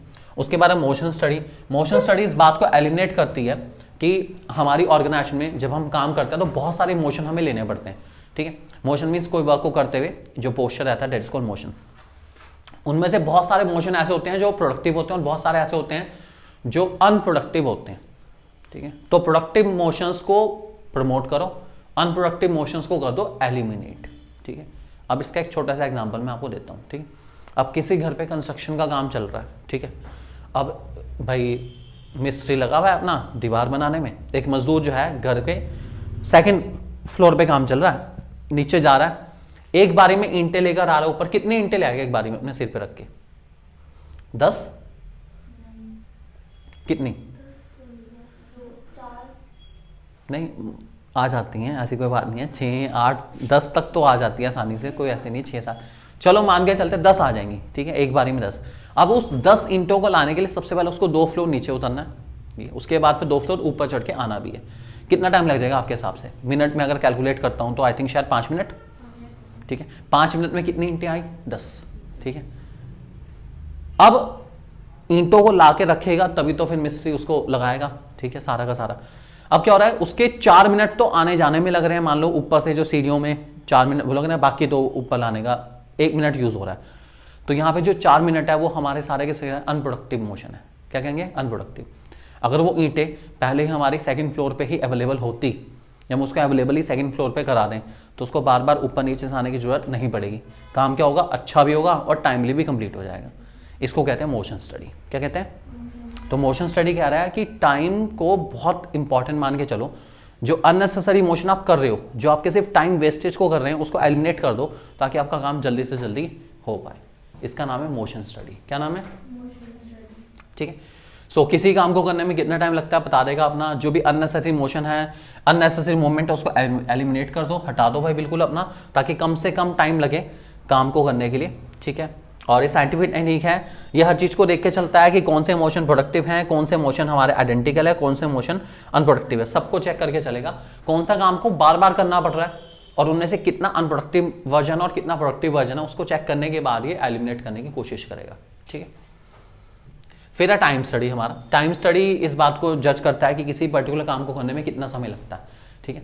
हम अपने सारे वर्कर्स के लिए उस टाइम को स्टैंडर्ड टाइम के रूप में सेट कर देंगे। कोई वर्कर स्टैंडर्ड टाइम से कम टाइम में कर रहा है, इट मीन्स वो बहुत प्रोडक्टिव है। कोई वर्कर स्टैंडर्ड टाइम से ज्यादा टाइम में कर रहा है, इट मीन्स वो अनप्रोडक्टिव है। एग्जाम्पल लेते हैं छोटा सा। अब मान लीजिए एक प्रोडक्ट बनाने में एक वर्कर को एवरेज टाइम लग रहा है 6 मिनट का, ठीक है। हमने सर्वे करा 6 मिनट का एवरेज टाइम लग रहा है, ठीक है। 80% वर्कर्स ने इसी प्रोडक्ट को 5 मिनट 30 सेकंड में बना दिया। इट मींस ये सारे क्या हैं? प्रोडक्टिव है, बहुत बढ़िया है, ठीक है। 10% वर्कर्स ऐसे हैं जिन्होंने इसी प्रोडक्ट को बनाने में 7 मिनट का समय लिया। ये सारे क्या हैं? अनप्रोडक्टिव। या तो अनप्रोडक्टिव को प्रोडक्टिव या स्टैंडर्ड कैटेगरी में ले आओ, नहीं तो इन सबको क्या कर दो? एलिमिनेट। क्योंकि ये आपके ऑर्गेनाइजेशन को क्या पहुंचा रहे हैं? नुकसान पहुंचा रहे हैं। समझ आ गई बात? ठीक है भाई, हम ये नहीं कहते कि तुम 5.5 मिनट में बनाओ, लेकिन एटलीस्ट कम से कम स्टैंडर्ड टाइम तक तो आओ। अगर स्टैंडर्ड में आ जाते हैं इट्स ओके, कोई दिक्कत नहीं। स्टैंडर्ड से भी ऊपर है तो भाई अलग ही है अपना, तो फिर तो आप कुछ नहीं कर सकते। ये तो टाइम ज्यादा ले रहे हैं और प्रोडक्शन क्या कर रहे हैं? कम कर रहे हैं। इन्हें क्या करना पड़ेगा? एलिमिनेट करना पड़ेगा। इसे कहते हैं टाइम स्टडी, ठीक है। तो टाइम स्टडी पूरा चेक करते हैं कितना टाइम लग रहा है, उसके हिसाब से हम लोग टारगेट सेट करते हैं वर्कर्स के लिए, उसके हिसाब से हम इंसेंटिव स्कीम बनाते हैं वर्कर्स के लिए। इंसेंटिव स्कीम का मतलब है जैसे 6 मिनट स्टैंडर्ड टाइम है और मैंने अनाउंस कर दिया कि जो भी वर्कर 5.5 मिनट में बनाएगा उसको आज दिन के 100 रुपए एक्स्ट्रा मिलेंगे। अब 100 रुपए एक्स्ट्रा देने का मतलब पता क्यों है भाई, वो यहां पर 30 सेकंड बचा रहा है एक प्रोडक्ट बनाने में, ठीक है। एक प्रोडक्ट बनाने में कितने सेकंड बना रहा है, 30 सेकंड बचा रहा है। ऑब्वियसली बात है वो टोटल वर्किंग आवर्स में प्रोडक्ट भी तो ज्यादा बनाएगा, फिर ज्यादा बनाएगा तो उसको मिलना भी क्या चाहिए, ज्यादा ही चाहिए ना, इसलिए हम उसको ज्यादा देते हैं, ठीक है। ओके, इसके हिसाब से नंबर ऑफ वर्कर्स को आप परफॉर्म कर सकते हैं, कितना चाहिए किसी काम को करने के लिए। कैटेगरी एफिशिएंट इनएफिशिएंट वर्कर की मिल जाती है और इससे लेबर कॉस्ट भी पता चल जाती है, कितना खर्चा आएगा, कितनी लेबर लगेगी हमारी, ये भी पता चल जाता है, ठीक है। क्लियर होगी बात है। लेबर कॉस्ट भी बता देता हूँ। मान लीजिए स्टैंडर्ड टाइम है 6 मिनट में एक वर्कर एक प्रोडक्ट बना रहा है, मुझे बनाने 600 प्रोडक्ट, 600, ठीक है। अब 600 प्रोडक्ट के लिए अगर मैं सिर्फ एक वर्कर रखता हूँ, ठीक है, तो वहां से मुझे पता चल जाएगा कितना समय लगेगा, क्योंकि 6 मिनट में एक प्रोडक्ट बनता है, मुझे बनाने 600, मतलब 3600 मिनट लगेंगे। कितने, 3600 मिनट, ठीक है। अगर एक ही लेबर बनाए तो 3600 मिनट उसको देने पड़ेंगे, 3600 मिनट उसको देने पड़ेंगे, 3600 मिनट काफ़ी बैठते हैं, ठीक है। उसके हिसाब से अगर मैं कितनी लेबर रखूँ इस प्रोडक्ट बनाने के लिए पता चल जाता है कैलकुलेशन करके कि भैया इतने वर्कर्स चाहिए ताकि 8 घंटे में काम पूरा हो जाए या 10 घंटे में काम पूरा हो जाए, उसके हिसाब से हम कैलकुलेट कर सकते हैं। फिर है फैटिग स्टडी। फैटिग स्टडी इस बात को इंश्योर करती है, बेसिकली चेक करती है कि जब आप किसी काम को बार बार करते हैं ना, तो इसमें एक दिक्कत बड़ी आती है। वो दिक्कत क्या आती है, आप थक जाते हैं काम को करते करते, ठीक है। तो फैटिग स्टडी इस बात को इंश्योर करेगी बीच में एक रेस्ट इंटरवल मिल जाए तो मज़ा ही आ जाए। रेस्ट इंटरवल कितनी देर का होना चाहिए, कितनी देर के बाद होना चाहिए और कब कब होना चाहिए, इस बात को फैटिग स्टडी करके चलती है। तो फैटिग स्टडी रेस्ट इंटरवल्स बताती है कितने रेस्ट इंटरवल आपको चाहिए ताकि आप अपनी एफिशिएंसी दोबारा से रीगेन कर पाएं और उसी काम को उसी प्रोडक्टिविटी के साथ कर पाएं जिस प्रोडक्टिविटी के साथ पहले करे थे, उसी लगन उसी क्षमता के साथ दोबारा कर पाना जिसमें आप थकने से पहले कर पा रहे थे उसको। तभी हो सकता है जब आपको थोड़ा सा आराम का समय मिले। और आराम का समय कितनी देर का होना है, कब कब होना है और किसको नीड है किसको नीड नहीं है, सब कुछ कौन स्टडी करती है, फैटिग स्टडी। क्या कहते हैं हम, फैटिग स्टडी, ठीक है। फैटिग का मतलब भी आलस है। कितने रेस्ट इंटरवल होंगे, ड्यूरेशन कितनी होगी रेस्ट इंटरवल की, कितने नंबर ऑफ रेस्ट इंटरवल होंगे, इसका मेन पर्पस होता है जब भी वर्किंग आवर्स लॉन्ग रहते हैं ना, तो वर्कर्स या फिर वर्किंग आवर्स लॉन्ग है, वर्क सही नहीं हो पा रहा है, वर्किंग कंडीशन अच्छी नहीं है तो इंसान थक जाता है, या फिर बॉस के साथ अच्छे रिलेशन नहीं है तो इंसान मेंटली थक जाता है। उसको थोड़ा सा रिलैक्स होने के लिए एक ब्रेक मिल जाए तो मज़ा ही आ जाए अपना। तो ये ब्रेक बहुत जरूरी है ताकि इंसान अपनी एफिशिएंसी को क्या कर पाए, रीगेन कर पाए और दोबारा उसी मेहनत के साथ काम कर पाए जिस मेहनत के साथ वो पहले कर रहा था। सो this is called fatigue study. तो ये ध्यान रखना, इस स्टैमिना को रीगेन करने के लिए करी जाती है, इसलिए बहुत इंपॉर्टेंट है। जापान में इसके लिए बकायदा, हमारे इंडिया में तो इतनी ज़्यादा फेमस नहीं है खैर फैटिग स्टडी, जापान में इसके लिए बकायदा जो है हर ऑफिस के अंदर एक बॉट्स बने हुए, बॉट्स मतलब एक ऐसा कैबिन बना हुआ है छोटा सा जिसमें आप जाके, छोटे छोटे कैबिन है अपना, ठीक है, जैसे आपकी एक तरीके से वॉशिंग मशीन होती है ना, ठीक है, जिस टाइप की वॉशिंग मशीन होती है ऐसे एक कैबिन बने हुए हैं, वो आप उसको ढक्कन खोल लो अपना, थोड़े बड़े हैं डोंट वरी अपना, और उसके अंदर जाओ और सो जाओ थोड़ी देर, कोई दिक्कत नहीं, आपको पावर नैप मिल जाएगी आराम से। उसमें आधा घंटा का आपको मिलता है, खाना खाने के बाद आप आधे घंटे 1 घंटा, और कंपलसरी नैप है वहाँ पे आपकी, खाना खाने के बाद आधे घंटे का आप नैप लेंगे ही लेंगे ताकि आप अपनी एफिशिएंसी को रीगेन कर पाए। सो कंपलसरी कर रखा उन्होंने, भैया सो जाओ, खाना खाओ और सो जाओ थोड़ी देर, कोई दिक्कत नहीं, ताकि तुम दोबारा लगन के साथ काम कर पाओ। हमारे यहाँ अगर काम करने करते सो गए तो इंसान कहेगा ओहो बड़ा ही आलसी है, रात को 2 बजे तक जागता रहो। फिर वर्क स्टडी है। वर्क स्टडी कुछ नहीं, जितनी हमने स्टडी पहले पढ़ी उन सबका मिक्सचर को वर्क स्टडी कहते हैं, जिसमें method study, motion study, time study और फैटिग स्टडी होती है, इसे हम कहते हैं वर्क स्टडी, ठीक है। कुछ खास इंपॉर्टेंट नहीं है, उसमें आ सकता है बस आपके एमसीक्यू वगैरह में। फिर आता है हमारा differential piece base system. Differential piece base system बहुत अच्छा सिस्टम है, लेकिन बहुत बढ़िया सिस्टम हमारा। डिफरेंशियल पीस बेस सिस्टम क्या आता है, ये अनप्रोडक्टिव वर्कर्स को प्रोडक्टिव वर्कर्स की कैटेगरी में लाने वाला है। इसमें मैं क्या करता हूं, इसमें मैं एक स्टैंडर्ड टारगेट सेट करता हूं, जो भी इंसान उस स्टैंडर्ड टारगेट तक बना रहा है उसको तो सैलरी मिलेगी हमारी एक पर्टिकुलर ग्रेड तक की, जो स्टैंडर्ड से ऊपर जा रहा है उसको सैलरी मिलेगी नेक्स्ट ग्रेड की। एग्जांपल लेते हैं उसका छोटा सा, देखो एक कंपनी है, उसने 100 यूनिट तक बनाने वाले को 6 रुपए के हिसाब से पैसा देने का फैसला करा कि अगर कोई भी इंसान 100 यूनिट तक बनाता है तो उसको 6 रुपए पर यूनिट के हिसाब से पैसा मिलेगा, आप जितना बनाओगे उसके हिसाब से पैसे ले जाना, ठीक है। उसी कंपनी ने कहा कि अगर आप 100 प्लस बनाते हैं, चाहे एक भी ऊपर क्यों ना हो, तो आपको सारे पैसे मिलेंगे 7 रुपए के हिसाब से,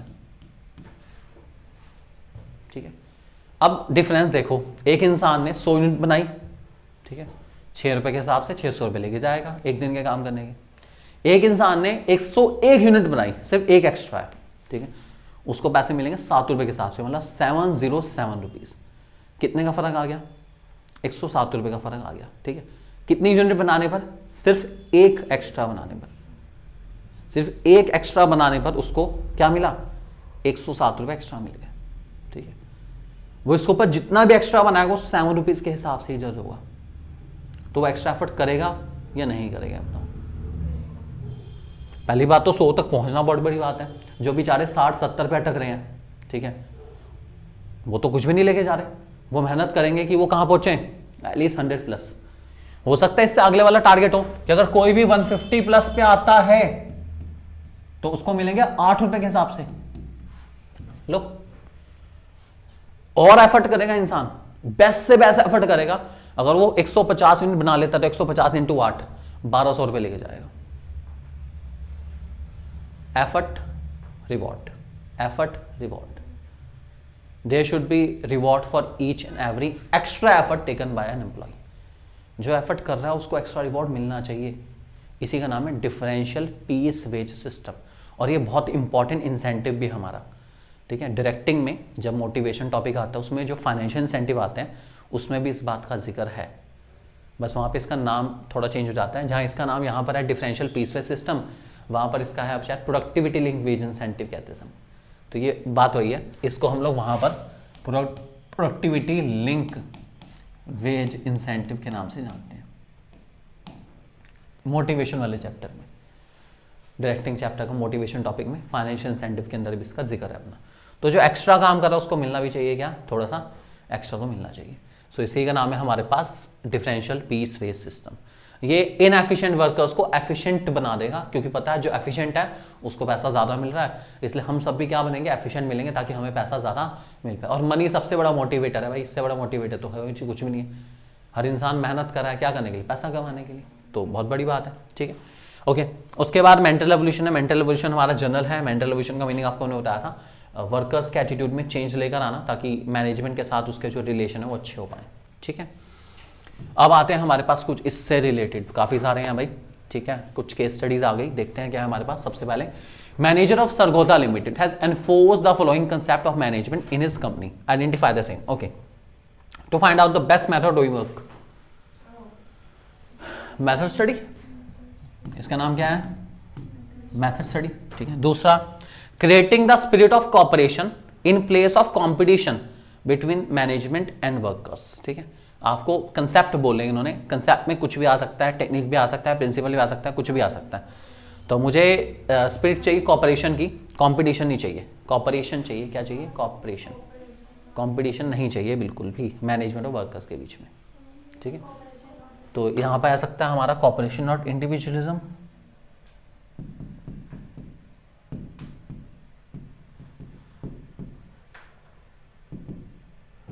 बाकी इन सब का मीनिंग लिखना है, डिटेल में आप लिख लेंगे। नेक्स्ट क्वेश्चन देखते हैं एक बारी। Identify explain the principle of fuel referred in the above para. Principle of fuel तो अभी हम पहचान नहीं पाएंगे, खैर एक बार फिर भी पढ़ेंगे एक बारी। फ्यूल और टेलर शायद दोनों के, एक बार देखते हैं क्वेश्चन को। Principle of Taylor and Fayol are mutually complementary. One believed that management should not close its ear to the constructive suggestion made by the employees, while others suggested that good company should have an employee suggestion system whereby suggestion have result. ये तो मैंने आपको अभी बताया था, suggestion वाला अभी बताया था कि मैनेजमेंट अपने कान कभी नहीं बंद करेगा वर्कर्स के सजेशन के प्रति। तो इस पॉइंट का नाम प्रिंसिपल में बकायदा मेंशन भी था, और दोनों बताए थे मैंने आपको। ये हमारे पास है कॉपरेशन नॉट इंडिविजुअलिज्म। जी बिल्कुल, कॉपरेशन नॉट इंडिविजुअलिज्म जो है ये है हमारा एफडब्ल्यू टेलर का, और फ्यूल का यही प्रिंसिपल हमारा है इनिशिएटिव, क्योंकि इसका जिक्र अभी हमने करा था पीछे डिटेल में भी, तो इसलिए इसका आंसर देना आसान है हमारे लिए। नेक्स्ट हमारे पास है identify and explain the principle of the technique, principle and the technique of scientific management followed by the production management above case. Okay, principle और टेक्निक दोनों है यहाँ पर, ठीक है। तो चलिए देखते हैं एक बारी। Kamalnath took over the note motor company from his ailing father 3 months ago. In this In the past, the company was not performing well. Karan was determined to improve the company's performance. He observed that the method of production as well as selection of employees in the company were not scientific. Okay, तो पहली बात है उन्होंने ये बता दिया कि भाई कंपनी के जो मेथड है ना वो साइंटिफिक नहीं है, तो कहीं ना कहीं साइंटिफिक करेगा। अगर वो साइंटिफिक करता है तो सबसे पहला पॉइंट हमारे उसमें हमने जिक्र भी करा था, science not rule of thumb, कि ऑर्गेनाइजेशन में हर काम साइंटिफिकली करना है। और अगर बात करूं उसकी टेक्निक की, तो ऑब्वियसली बात है मेथड स्टडी आ जाएगा, क्योंकि जहां साइंस और रूल ऑफ थंब आएगा उसके साथ हमेशा टेक्निक में कॉम्प्लीमेंट्री क्या आता है, मेथड स्टडी। मेथड स्टडी और साइंस और रूल ऑफ थंब काफी हद तक कॉम्प्लीमेंट करके चलते हैं एक दूसरे को।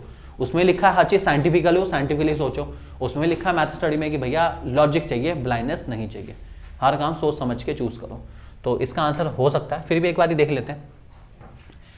He believed that there was only one best method to maximize efficiency. He felt that once a method is developed, the workers of the company should be trained to learn that best method. He asked production manager to develop the best method and carry out the necessary training. The production manager was developed this method using several parameters, right from deciding the sequence of operation, place for man, machine, raw material, till the delivery of the product to the customer. This method was implemented through the organization. It helped increasing the output, improving the quality and reducing the cost. वही है, सारा का सारा वही बात है कि अच्छा हो गया, सब हो गया, बढ़िया हो गया।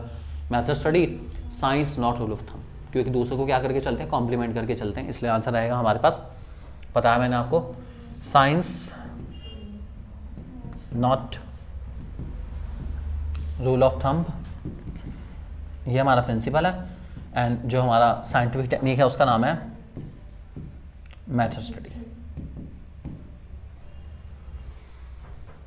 ओके, नेक्स्ट क्वेश्चन हमारे पास, identify explain the 2 techniques of scientific management used by Sandhya to solve the problem. Okay, कोई प्रॉब्लम उसको सॉल्व करने के लिए 2 टेक्निक यूज हुई यहाँ पर, ठीक है। Sanchit, after completing his entrepreneurship course from Sweden, returned to India and started a coffee shop, Aroma Coffee Can, in a famous mall in New Delhi. The specialty of the coffee shop was a special aroma of coffee and a wide variety of flavors to choose from. Somehow the business was neither profitable nor popular. Sanchit was keen to find out the reason. He appointed Sandhya, an MBA from reputed college, as a manager to find out the cause for the same. Sandhya took feedback from the client. अब देखो question क्या रहा ना कि यहाँ पे use by संध्या है, तो जो मेन क्वेश्चन है वो यहीं से शुरू होता है हमारा कि भाई संध्या ने अब क्या करा, उसी के ऊपर फोकस करो, ऊपर तो कुछ नहीं है, ऊपर एक फेलियर है, उस फेलियर का सॉल्यूशन देख के चलो, वही टेक्निक है। Sandhya took feedback from the client and find out that who they love the specific unique aroma coffee but were not happy with the long waiting time being taken to process the order.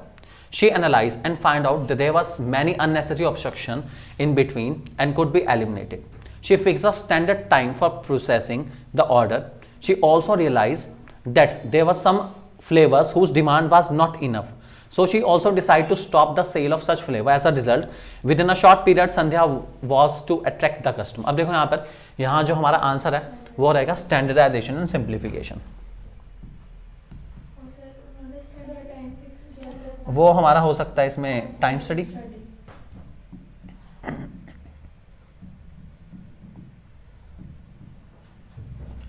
और साथ में है time study.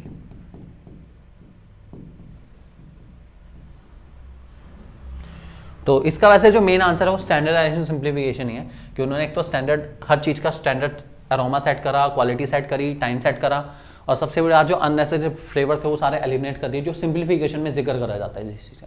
तो इसका main answer हमारा रहेगा standardisation simplification. और अगर टाइम पर्टिकुलर सेट करा ही है अपना तो हम कह सकते हैं टाइम स्टडी। वैसे यहाँ पे जो मेन आंसर है वो स्टैंडर्डाइजेशन सिंप्लीफिकेशन ही रहेगा, ठीक है। Okay, let us read the principle of Henry Fayol. Henry Fayol के कुछ डिटेल आपके सामने, इनको father of management studies and thought कहते हैं, फादर ऑफ जनरल मैनेजमेंट कहते हैं।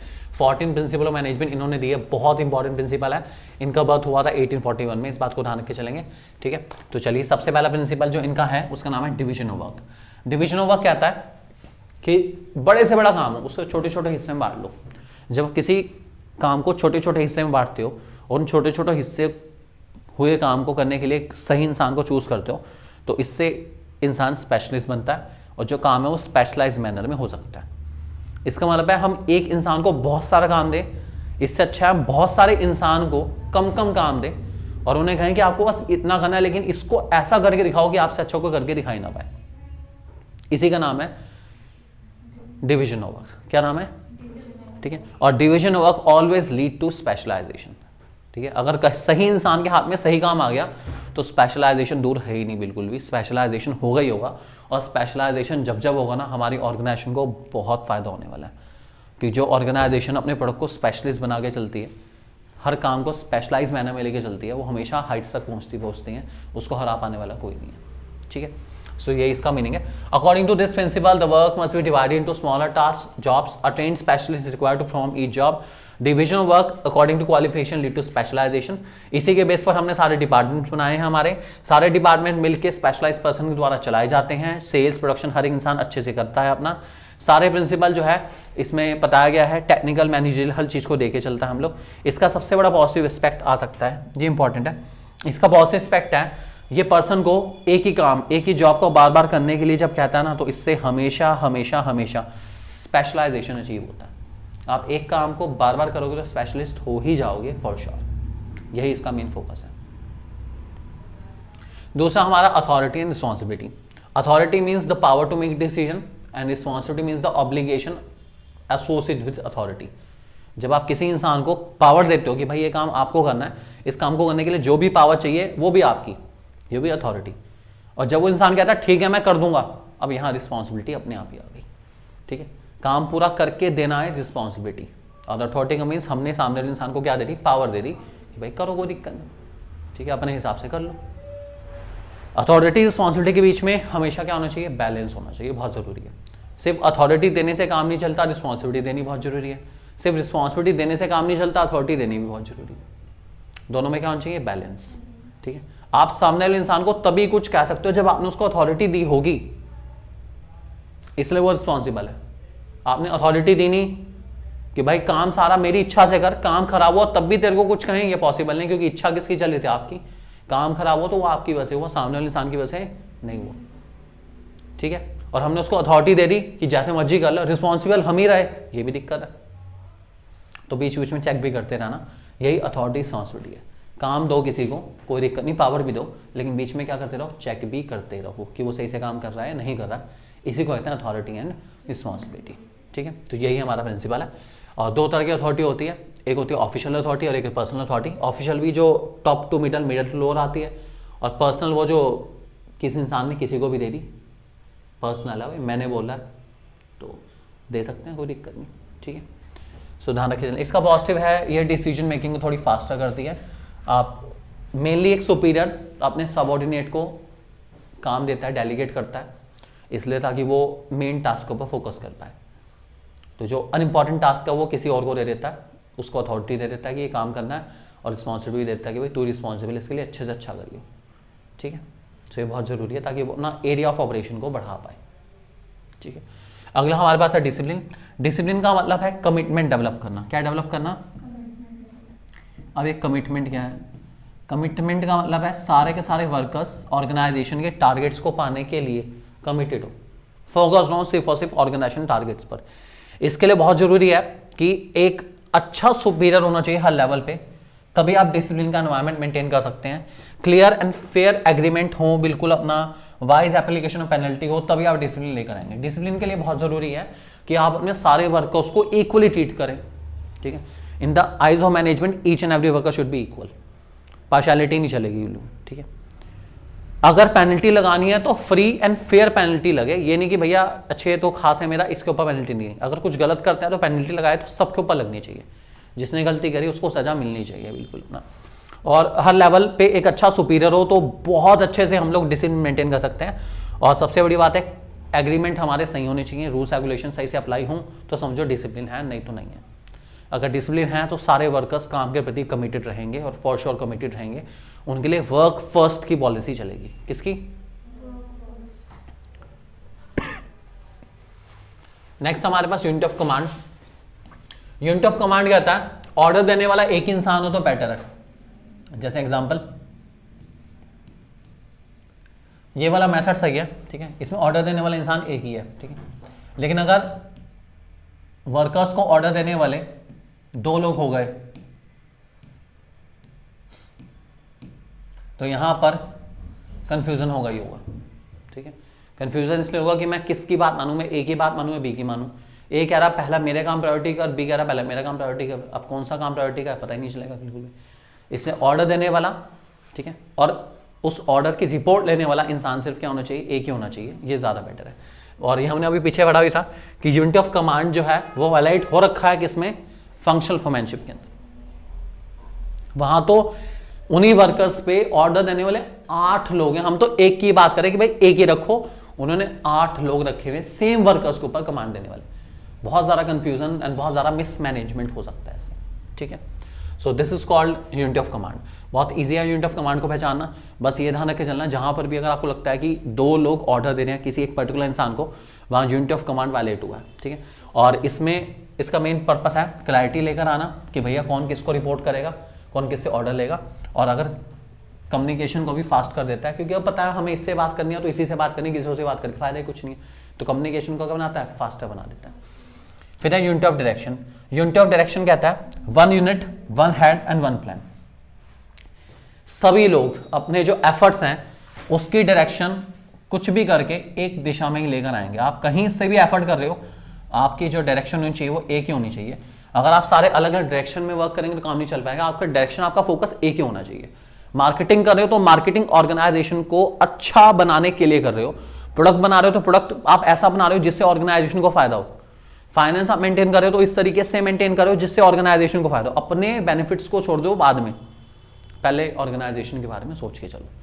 तो यूनिट ऑफ डायरेक्शन का मतलब है सभी लोग 1 हेड 1 यूनिट एंड 1 प्लान के हिसाब से चलेंगे। एक ऑर्गेनाइजेशन में हेड भी एक ही होगा, ठीक है। हेड एक का मतलब समझ गए कि भाई ऑर्डर देने वाला सिर्फ एक ही हो तो ज्यादा अच्छा है। और सबके बाद है सब प्लानिंग।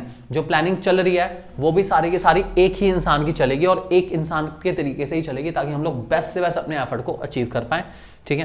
ध्यान रख के चलेंगे। सो एक बार पढ़ लेते हैं इसको। According to Fayol all units in the organization should be moving towards the same objective through coordination for the achievement of organization goals. This principle works on 1 unit 1 head and 1 plan principle. Application of this principle in the organization will foster the sense of coordination among employees. The positive aspect of this principle is cooperation and coordination. ये principal हमेशा coordination cooperation को साथ लेकर आएगा। Organisation के जो employees हैं, senior employees हैं या एक तरह से जो मैनेजमेंट के एम्प्लॉयज़ हैं, वो सबको कोऑर्डिनेट कर रहे हैं और सारे के सारे वर्कर्स क्या कर रहे हैं, कोऑपरेट करके चल रहे हैं। अगर कोऑर्डिनेशन कोऑपरेशन सही से चला तो एफर्ट्स क्या हो पाएंगे, अच्छे से हो पाएंगे और रिजल्ट भी क्या रहेगा, अच्छा रहेगा हमारा। फिर हमारा subordination of individual interest to general interest. ये बहुत अच्छा प्रिंसिपल और बहुत जनरल प्रिंसिपल है। ये प्रिंसिपल कहता है कभी भी आप अपने इंडिविजुअल इंटरेस्ट को सर्व करने के लिए ऑर्गेनाइजेशनल इंटरेस्ट को हार्म ना करना बिल्कुल भी। जिस दिन आपने अपना इंडिविजुअल इंटरेस्ट पहले रखा और ऑर्गेनाइजेशन इंटरेस्ट बाद में रखा, उस दिन से आप समझोगे आप ऑर्गेनाइजेशन के नजरों में गिर गए, बस। उसके बाद आपकी नौकरी कभी भी जा सकती है। अगर जहां पकड़े गए आपको नौकरी से निकाल दिया जाएगा। ऐसा इसलिए है क्योंकि ऐसे लोग बहुत खतरनाक हैं जो अपने इंटरेस्ट के चक्कर में ऑर्गेनाइजेशन को नुकसान पहुंचा रहे हैं, ठीक है। ये एग्जांपल लेके चलते हैं कि आपके पास 2-3 सप्लायर, रॉ मटेरियल सप्लायर से कॉन्ट्रैक्ट के लिए कोटेशन आई है, ठीक है। आपने कोटेशन सेलेक्ट करी और उस पर सेलेक्ट करी कि उस इंसान ने आपको ब्राइब ऑफर कर रखी है कि भैया मेरी कोटेशन सेलेक्ट करा दो, मैं आपको 10 लाख भरों भर दे दूंगा, ठीक है। वो 10 लाख क्या करेगा, रॉ मटेरियल की क्वालिटी खराब करके अपना पूरा कर लेगा। सीधी सी बात है, आपको 10 लाख मिल गए, रॉ मटेरियल खराब आ रहा, अच्छा आ रहा, आपको क्या चाह रहा, सीधी सी बात है, अपने आप जाएगा। लेकिन इससे रॉ मटेरियल खराब आने की वजह से नुकसान किसका हुआ, ऑर्गेनाइजेशन की इमेज का। प्रोडक्ट खराब बना, क्वालिटी खराब हुई, कस्टमर का फीडबैक खराब आएगा, प्रोडक्ट की इमेज खराब हो जाएगी। नुकसान किसका, ऑर्गेनाइजेशन का। जिस दिन ऑर्गेनाइजेशन को पता चला कि आपने ऐसे उस इंसान से ब्राइब लेके ऐसा कुछ करा है, उस दिन समझो आपकी नौकरी गई। और आपको ऐसा करना भी नहीं चाहिए क्योंकि आप भी उस ऑर्गेनाइजेशन का पार्ट हैं। तो आपका जो भी एफर्ट होने चाहिए वो ऑर्गेनाइजेशन के और बेटर करने के उसमें होने चाहिए, ना कि उसको गिराने के उसमें। तो आप बेस्ट से बेस्ट एफर्ट करो ताकि ऑर्गेनाइजेशन आपकी वजह से प्रॉस्पर हो। और आप प्रॉस्पर होंगे जब ऑर्गेनाइजेशन प्रॉस्पर होगी। जब ऑर्गेनाइजेशन तरक्की करेगी, उसका नाम बढ़ेगा, क्वालिटी बढ़ेगी, प्रॉफिट होंगे, तो आपको भी तो हिस्सा मिलेगा ही। 10 लाख एक बार में नहीं मिलेंगे, लेकिन 1-1 लाख करके हर साल तो मिल रहा है, कुछ तो एक्स्ट्रा मिलेगा।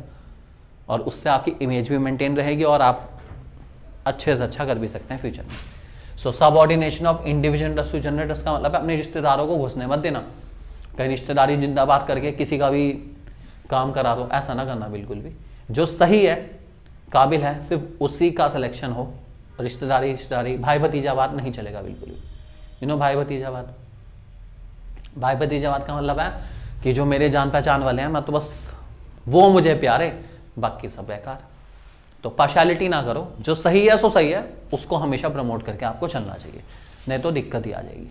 क्लियर होगी बात? इसका नाम है subordination of individual interest to general interest. ठीक है, आपने इंडिविजुअल इंटरेस्ट को छोड़ के आपका फोकस होना चाहिए किस पे? जनरल इंटरेस्ट पे। ठीक है, नेक्स्ट हमारे पास रेम्युनरेशन एम्प्लॉइज, बहुत सिंपल है, जो सैलरी एम्प्लॉइज को मिलते हैं उसको कहते हैं रेम्युनरेशन। ये ऑर्गेनाइजेशन की पेइंग कैपेसिटी में हो, फेयर वेजेस होनी चाहिए ताकि एम्प्लॉइज का अच्छा स्टैंडर्ड ऑफ लिविंग इंश्योर हो पाए, अच्छी जिंदगी जी पाए, ऑर्गेनाइजेशन को पे कर पाए आसानी से, और एम्प्लॉइज जो है वो डिससेटिस्फाई ना फील करे कि भाई उन्हें सैलरी कम मिल रही है। अच्छी सैलरी मिलेगी तो वो छोड़ के नहीं जाएंगे, नहीं तो उनका टर्नओवर बढ़ जाएगा। टर्नओवर मीन्स लोग छोड़ के जाते रहेंगे जाते रहेंगे जाते रहेंगे। सैलरी बहुत इंपॉर्टेंट चीज होती है, अगर आप सैलरी से सेटिस्फाई हो तो आप टिके रहोगे, नहीं तो आप छोड़ के चले जाओगे। ठीक है, उसके बाद जो सैलरी होनी चाहिए वो मिनिमम वेजेस एक्ट के अकॉर्डिंग होनी चाहिए और कॉम्पिटिटर्स के अकॉर्डिंग भी हो। कॉम्पिटिटिव सैलरी कहते हैं, एटलीस्ट अगर कॉम्पिटिशन में या ABCD ऑर्गेनाइजेशन में इस पोस्ट पर इतनी सैलरी मिल रही है तो हमारी ऑर्गेनाइजेशन भी उसके आसपास ही हो। 1000-2000 ऊपर नीचे हो जाए कोई दिक्कत नहीं, लेकिन 20-30 हज़ार ऊपर नीचे हो जाएगी तो बहुत दिक्कत हो जाएगी। तो कॉम्पिटिटिव सैलरी होनी चाहिए बिल्कुल अपना। और सबसे बड़ा मोटिवेटर होता है भैया सैलरी, ऑब्वियस ही बात है। ठीक है, ये सेटिस्फैक्शन की फीलिंग को प्रमोट करता है और मैनेजमेंट वर्कर्स के रिलेशन को लेकर चलता है। ये ध्यान रखो, अभी हमने पढ़ा भी था, हार्मनी नोटिस कोड में भी इस बात का जिक्र था कि अगर हमें मैनेजमेंट ऑफ वर्कर्स के रिलेशन को अच्छा करना है तो सही सैलरी देना वर्कर्स को बहुत ज़्यादा ज़रूरी है, तभी वो मैनेजमेंट की कदर करेंगे, तो मैनेजमेंट की कदर करने वाले नहीं। उसके बाद है सेंट्रलाइजेशन या डिसेंट्रलाइजेशन। ये हमारा ऑर्गेनाइजिंग चैप्टर में बहुत इंपॉर्टेंट टॉपिक है। सेंट्रलाइजेशन का मतलब सारी डिसीजन मेकिंग अथॉरिटी जब ऑर्गेनाइजेशन के कुछ हाथों में है, वो हाथ है टॉप लेवल की, सारे डिसीजन टॉप लेवल जब लेता है, हर छोटे से छोटा और बड़े से बड़ा डिसीजन जब टॉप लेवल ले, उसे कहते हैं सेंट्रलाइजेशन। और जब इस डिसीजन मेकिंग पावर को टॉप लेवल बांट दे कि भाई ये 3-4 इंपॉर्टेंट है, ये मेरे हाथ में, ये 3-4 नॉन इंपॉर्टेंट है, ये मिडल को दे दो, ये तो बिल्कुल ही इंपॉर्टेंट है, इनकी तो कोई खास है ही नहीं बिल्कुल, ये तो फॉर्मेलिटी वाला है, ये लोअर के दो। जब डिसीजन मेकिंग को बांट दिया जाए अलग अलग लेवल्स के अंदर, इसको कहते हैं डिसेंट्रलाइजेशन। क्या कहते हैं? ठीक है, जब सारे फैसले टॉप लेवल ही ले, सारे सारे मतलब सारे, तो टॉप लेवल ले रहा है सारा, तो सेंट्रलाइजेशन है। और जब ये फैसलों को बांट दे कैपेबिलिटीज के अकॉर्डिंग कि भाई टॉप लेवल के हाथ में ये ठीक है, मिडल के हाथ में ये ठीक है, हर लेवल की कैपेबिलिटी है उसके हिसाब से बांट दे, उसे कहते हैं हम लोग डिसेंट्रलाइजेशन। डिसेंट्रलाइजेशन से आपकी कम्युनिकेशन बेटर हो जाएगा, डिसीजन मेकिंग फास्टर हो जाएगी और आपको रिलीफ भी मिलेगा क्योंकि आप मेन एक्टिविटीज पे फोकस कर पाएंगे। तो इसलिए ये अच्छा है और आपका बर्डन थोड़ा सा कम हो जाता है इस वजह से। नेक्स्ट हमारा स्केलर चेन है। स्केलर चेन बहुत बढ़िया प्रिंसिपल हमारा मैनेजमेंट का। स्केलर चेन बताता है कि ऑर्गेनाइजेशन में बात करने के लिए एक पर्टिकुलर मैकेनिज्म फॉलो होता है। ठीक है, और उस मैकेनिज्म को आपको फॉलो करके चलना भी चाहिए, बहुत ज़रूरी भी है। तो जैसे एग्जांपल यहाँ पे है स्केलर चेन का, मान लीजिए ए है, ये बी, ये सी और यहाँ पर डी। ठीक है, इधर ई है, ये एफ और ये जी। ठीक है, यहाँ पर तो स्केलर चेन के अकॉर्डिंग जब ऑर्गेनाइजेशन में किसी भी एक इंसान को जो कि एक पर्टिकुलर डिपार्टमेंट के अंदर है दूसरे डिपार्टमेंट वाले इंसान से बात करनी होगी तो वो टॉप लेवल के थ्रू या स्केलर चेन के थ्रू करता है। स्केलर चेन क्या आती है? मान लीजिए ये हमारा लोअर लेवल है, लोअर लेवल मिडल तक पहुँचाएगा, मिडल फिर टॉप तक पहुँचाएगा, उसके बाद टॉप दूसरे वाले लोअर तक पहुँचाने की हेल्प करेगी, इसको कहते हैं स्केलर चेन। तो स्केलर चेन का वाला ऐसे फॉलो होती है, डी ने सी को बताया, सी ने बी को बताया, बी ने ए को बताया, ए ने ई को, ई ने एफ को और एफ ने जी को। इस तरीके डी और जी सीधे बात नहीं करेंगे, क्या करेंगे? स्केलर चेन के थ्रू बात करेंगे, अपने ऊपर लेवल को बता के उस दूसरे लेवल तक बताने की कोशिश करेंगे, इसे कहते हैं स्केलर चेन।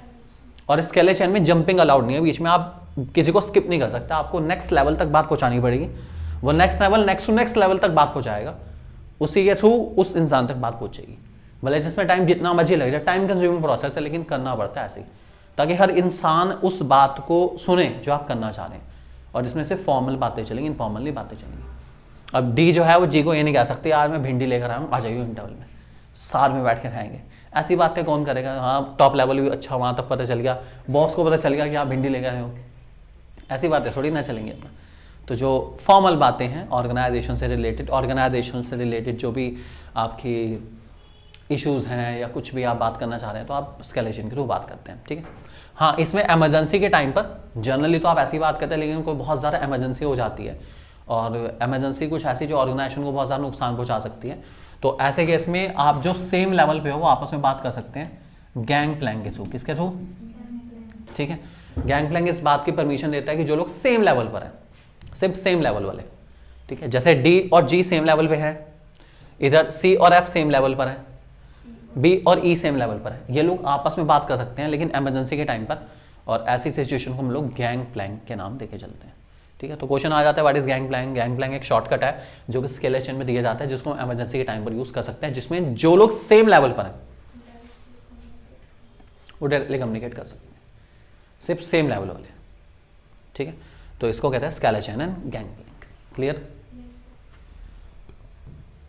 नेक्स्ट हमारा ऑर्डर। ऑर्डर का मतलब यहां पे सीक्वेंस है, कमांड नहीं है। ऑर्डर ही मीन्स यहां पर है सीक्वेंस। अब सीक्वेंस मीन्स सही चीज का सही जगह होना बहुत जरूरी है। Right person at the right place and right place for a right person, यही है order.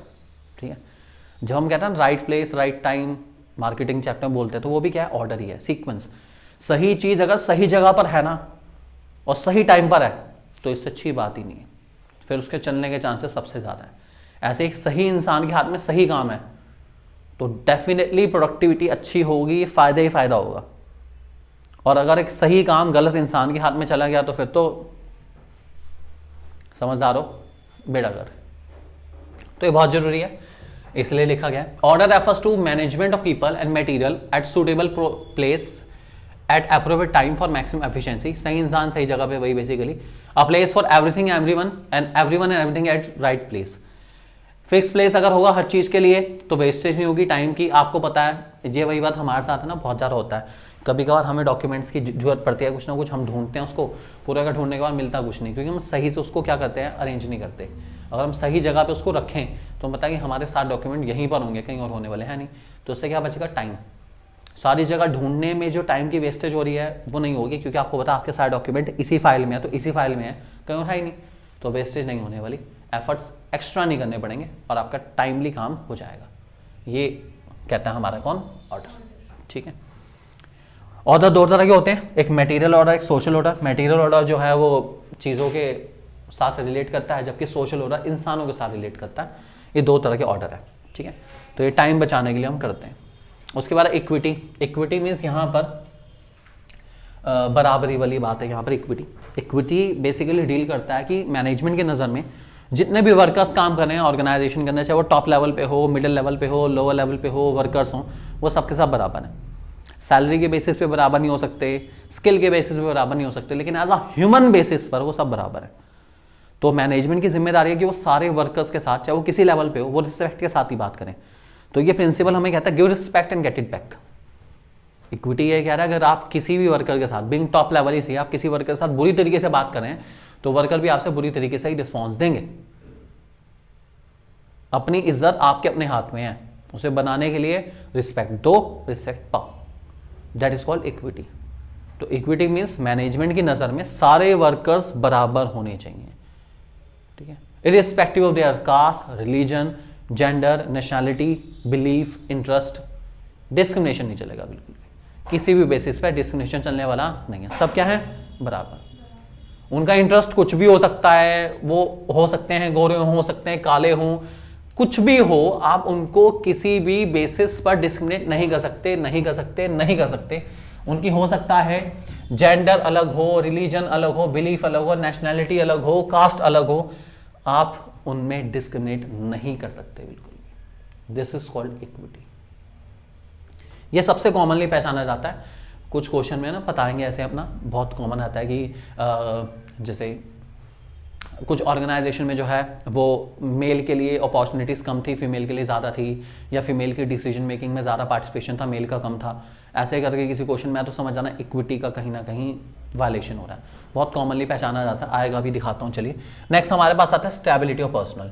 Stability of personal, personal का मीन्स होता है एम्प्लॉय। ठीक है, अब एक एम्प्लॉय को आपको स्टेबल रखना है। स्टेबल का मतलब क्या हुआ? बेसिकली बार बार निकालना नहीं नौकरी से। आपने किसी इंसान को बहुत लंबा सिलेक्शन प्रोसेस हम पढ़ते हैं स्टाफिंग चैप्टर में, बहुत सारे स्टेप्स फॉलो करने के बाद एक इंसान फाइनली चूज होता है हमारी ऑर्गेनाइजेशन में। हमने उसको रखा, सोच समझ के रखा होगा, बहुत ज़्यादा लंबी प्रोसेस फॉलो करके हमने उसको रख लिया ऑर्गेनाइजेशन में। उसको थोड़ा स्टेबल टिकने दो, उसको टाइम दो अपना टैलेंट अपना पोटेंशियल शो करने का। आप सोचो कि भाई वो आए और आते ही छा जाए ऑर्गेनाइजेशन के अंदर, पूरे धमाके मचा रहे, बहुत बढ़िया रिजल्ट है, ऐसा नहीं हो सकता। गिव सम टाइम, उसको थोड़ा सेटल आउट होने का टाइम दो कि वो ऑर्गेनाइजेशन के साथ सेटल हो जाए अच्छे से, और उसके बाद वो अपनी प्रोडक्टिविटी अपने रिजल्ट को दिखाए, और अच्छा ही दिखाएगा और अच्छा ही रिजल्ट आएगा। क्या देना है? टाइम। बहुत जल्दी आप उससे एक्सपेक्ट करोगे तो दिक्कत में होगा, उसको थोड़ा टाइम दो टिकने के लिए अपना। That is called stability of personal. अगर आप बार बार किसी इंसान को निकालते रहेंगे तो लेबर टर्नओवर बहुत ज़्यादा हो जाएगा। लेबर टर्नओवर से आपकी कॉस्ट बढ़ जाएगी। क्यों? क्योंकि सिलेक्शन की भी एक कॉस्ट है पूरी। सिलेक्शन की अगर आप प्रोसेस चलाते हैं तो आपको एक्सपर्ट को भी हायर करना है, मेडिकल रिकॉर्ड भी करानी है, अपना बहुत लंबा एडवर्टीजमेंट भी देना पड़ता है, टीवी न्यूज़पेपर में खर्चा तो हो ही रहा है अच्छा खासा। और इतना खर्चा करने के बाद आपने एक इंसान चूज करा, 1 महीने बाद उसको निकाल दिया। मान लो 1 लाख रुपए खर्च हो गया हमारा एक इंसान को सिलेक्ट करने में, और 1 महीने बाद हमने उसको निकाल दिया, तो 1 लाख रुपए कहाँ गया? पानी में, नुकसान हो गया हमें। तो गिव सम टाइम, समय दो उसको, ताकि वो अपनी एबिलिटी स्किल को क्या कर पाए, शो कर पाए। उसके हिसाब से हम आगे की थिंकिंग को लेके चलेंगे, प्लान करके चलेंगे। इसे कहते हैं स्टेबिलिटी ऑफ पर्सनल। ठीक है, तो एक इंसान को टाइम लगता है ऑर्गेनाइजेशन में सेटल आउट होने के लिए। जब वो सेटल हो जाएगा वो अच्छा करेगा, ऐसी उम्मीद के साथ उसे रखो। अभी जल्दबाजी में निकालने की जरूरत नहीं है। अगर निकालोगे तो कॉस्ट बढ़ जाएगी। ठीक है, उसके बाद इनिशिएटिव अभी हमने बहुत बार जिक्र कर लिया। इनिशिएटिव का मतलब ही क्या है? एम्प्लॉयज़ के सजेशन बहुत वैल्यूएबल है। एम्प्लॉयज़ के सजेशन सुनो। मैनेजमेंट अपने कान नहीं बंद करेगा, किसके लिए? एम्प्लॉयज़ के सजेशन के लिए। एम्प्लॉयज़ के सजेशन अच्छे लगते हैं तो उनको सुनो, उनको अप्लाई करो, और अच्छा लगा तो आप उनको कुछ ना कुछ रिवॉर्ड भी दे सकते हैं। रिवॉर्ड के रूप में आप और कुछ ना दें, आप एम्प्लॉय रिकग्निशन प्रोग्राम ही कर दें। उनको एक बुके दे दें, उनको एक सैशे दे दें, टाइटल दे दें, एम्प्लॉयज़ खुश। उसको हम कहते हैं ERP, एम्प्लॉय रिकग्निशन प्रोग्राम। तो इनिशिएटिव अगर अच्छा लग रहा है एम्प्लॉयज़ का, एम्प्लॉयज़ के जो एफर्ट है वो अच्छे लग रहे हैं, तो आप उनको रिवॉर्ड दे सकते हैं। एम्प्लॉयज़ को डेफिनेटली अच्छा लगेगा और वो अगली बार और बेटर आइडिया के साथ आपके सामने आएंगे। तो उनको क्या दो? उनके आइडियाज़ को प्रमोट करो, दबाओ मत, क्या करो? प्रमोट करो। ये बहुत ज़रूरी है। सो दिस इज कॉल्ड इनिशिएटिव। ठीक है, उसके बाद है स्पिरिट डी कॉर्प्स। ये काफ़ी इंपॉर्टेंट है। स्पिरिट डी कॉर्प्स एक फ्रेंच वर्ड है, फ्रेंच टर्म है, जिसका मीन्स है यूनियनी स्ट्रेंथ, दैट इज एकता में शक्ति है। तो एकता में शक्ति का मतलब है कि ये पॉइंट बताता है कि ऑर्गेनाइजेशन की जिम्मेदारी है कि जो मैनेजमेंट है ऑर्गेनाइजेशन में, वो लोगों के एफर्ट्स को यूनाइटेड मैनर में कंट्रीब्यूट करे और यूनाइटेड मैनर में उसको रिकॉग्नाइज करे। ठीक है, तो वो प्रमोट करे वी को, ना कि आई को। मतलब ये क्या कहना चाह रहा है आई और वी का मतलब क्या है, यहां पर बता देता हूं। I have done this work, ये ना कहे वो। मैनेजमेंट अगर कहेगा कि भाई मैंने करा, नहीं, ये करेगा तो बहुत दिक्कत हो जाएगी। जब वो कहेगा ना हमने मिलके करा, तो इसकी बात है, हमने का मतलब है सबने। तो ये बहुत जरूरी है कि हमें लोगों के कलेक्टिव एफर्ट्स तभी मिलेंगे जब उनको हम कुछ कलेक्टिव रिवॉर्ड दे पाएंगे। कलेक्टिव रिवॉर्ड और कुछ ना तो उनको मेंटालिटी के साथ ही यही कर दो कि भैया आप सबके एफर्ट्स की वजह से ही मैं कर पाया, नहीं तो मैं कर ही नहीं सकता था। किसके? आप सबके efforts. Credit, don't take credit yourself, give it. ठीक है, इसका एक बहुत अच्छा एग्जांपल मैं, और ये बिलोंगिंगनेस की फीलिंग को बहुत जनरेट करता है। मैं इसका एक बहुत अच्छा एग्जांपल लेता हूं। ठीक है, इसका एक बहुत बड़ा एग्जांपल है हमारे प्रधानमंत्री जी। ठीक है, तो कभी भी उनके आप स्पीच सुनो तो उनका यही है कि 140 करोड़ देशवासियों के एफर्ट्स, आवाज, उन सबके द्वारा ही मैं काम कर रहा हूं। ठीक है, हो गया, मैं ये काम कर रहा हूं नहीं, 140 करोड़ लोगों के विश्वास के साथ ही मैं ये काम कर पा रहा हूं। तो यहां पे क्या बात आ गई कि भाई आप सबके एफर्ट्स की वजह से मैं एफर्ट कर पा रहा हूं। कर तो मैं ही रहा हूं, लेकिन किसकी वजह से? आप सबकी वजह से। तो यहां पे क्रिएटिविटी कहां ट्रांसफर होगी? पब्लिक को। और जहां पब्लिक को ट्रांसफर होगी, बिलोंगिंगनेस की फीलिंग डेवलप होती है। जहां बिलोंगिंगनेस की फीलिंग होगी, हाँ तो लगे कि हाँ यार अच्छा हो रहा है। तो ये बहुत जरूरी है कि एफर्ट ना लो, सारे के सारे अपने क्रेडिट ना लो, एफर्ट्स के देना सीखो, ताकि सामने वाला इंसान आपके साथ क्या कर पाए? बहुत जल्दी लिंक कर पाए। ये बहुत जरूरी है। ठीक है, सो स्पिरिट डी कॉर्प्स का मतलब यही है कि आपको बिलोंगिंगनेस की फीलिंग डेवलप करनी है, लोगों को क्रेडिट देना है अपनी सक्सेस का, ताकि लोग आपके साथ रिलेट कर पाए। बहुत जरूरी है। सक्सेस का क्रेडिट कभी खुद नहीं लेना। किसको देना है? लोगों को। ठीक है, सो इसका नाम है स्पिरिट डी कॉर्प्स। इससे जो है म्यूचुअल ट्रस्ट की फीलिंग जनरेट होती है और टीम मेंबर्स के बीच में एक बहुत अच्छा रिलेशन भी बिल्डअप होता है। ये बहुत ज़रूरी है।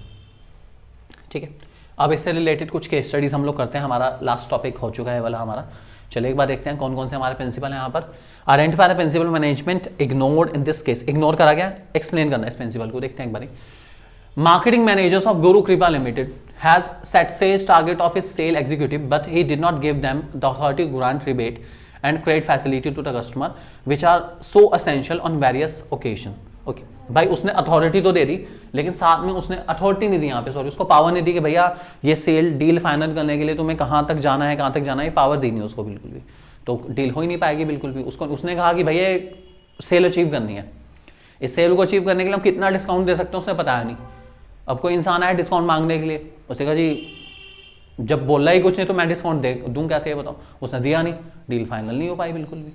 तो यहाँ पे जो प्रिंसिपल वायलेट हुआ, उस प्रिंसिपल का नाम क्या है? Authority and responsibility. एक्सप्लेन करना, एक्सप्लेन कर देंगे। नेक्स्ट हमारा in the above paragraph a principle and the technique of management have been discuss, identify और मीनिंग भी बताना है। चलिए देख लेते हैं एक बारी। Production manager of Agarwal Private Limited took specially care of interest of the ability of subordinate while distributing the workers among them. He was of the firm opinion that the workers should be given one work again and again so that may become expert in it. देखो यहाँ पर एक point तो हमारा आ गया। पहली बात तो लोगों की एबिलिटी के हिसाब से काम को देना, ठीक है, एक ही काम को बार बार देना ताकि उस काम में क्या बन जाए, एक्सपर्ट बन जाए, तो वो स्पेशलिस्ट बनाने की बात कर रहे हैं, ठीक है। डिवीजन ऑफ वर्क में इस बात का जिक्र पड़ा है कि हम एक काम बार बार देते हैं और दूसरा काम को बांटते हैं, ठीक है, और इंटरेस्ट एबिलिटी के हिसाब से ही बांटते हैं। तो यहां पक्की बात है जो प्रिंसिपल है हमारा वो कौन सा है? डिवीजन ऑफ वर्क, ठीक है। आगे देखते हैं। One day he took round his department and notice that the workers were doing their job quickly. On inquiry he learn that the workers work non stop and there was main cause of slow speed. He immediately issued an order that during their working hours the workers will have an interval to take rest. भाई बार बार काम थक गए, obviously बात है, fatigue study है, काम करते करते बहुत ज़्यादा थक जाते हैं तो थोड़ा बहुत रेस्ट इंटरवल चाहिए, तो कौन सी स्टडी है? Fatigue study. तो ये हमारा इसका आंसर है। तो एक है हमारा डिवीजन ऑफ वर्क जो कि फ्यूल का है, और एक हमारे फैटिग स्टडी जो कि FW टेलर की टेक्निक है, ठीक है। तो क्लियर हो गई यहाँ पे, कोई डाउट? ओके, नेक्स्ट क्वेश्चन है, टेक्निक है हमारे पास, प्रिंसिपल है और मीनिंग तो बता देंगे, कोई बात नहीं, ठीक है।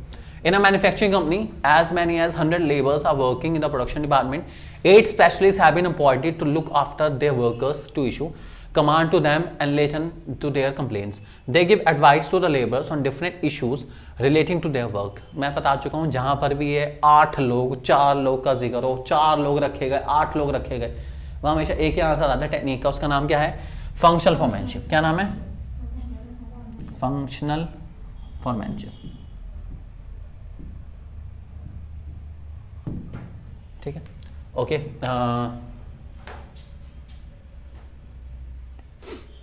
एडवाइस भी दे लेबर को अलग अलग issues. Which principle management is being ignored in this case? Okay, functional foremanship में जहां भी आता है वहां कौन सा प्रिंसिपल इग्नोर होता है? बताया था division, sorry that is called unity of command, unity of command, क्योंकि जहां जहां पर फंक्शनल फॉरमैनशिप आएगा वहां पे यूनिटी ऑफ कमांड क्या होता है? वायलेट हो जाता है। यूनिटी ऑफ कमांड कहता है ऑर्डर देने वाला एक इंसान, यहां कितने लोग रखे हमने? 8, बिल्कुल ब्रेक कर दिया। दोनों को एक्सप्लेन करना है, क्लियर, ठीक है। फंक्शनल फॉरमैनशिप समझ गए या अभी भी डाउट है क्यों आया? 100 लोग थे, 8 लोग रखे गए, और फंक्शनल फॉरमैनशिप कितने लोग हैं? 8 लोग। तो अगर वो 4-4 कहते कि 2 हिस्सों में बांटा और 4-4 रखे तब भी 8 ही हो जाते। तो ये ध्यान रखे चलना, 8 या 4 कुछ ना कुछ मिलेगा क्वेश्चन में।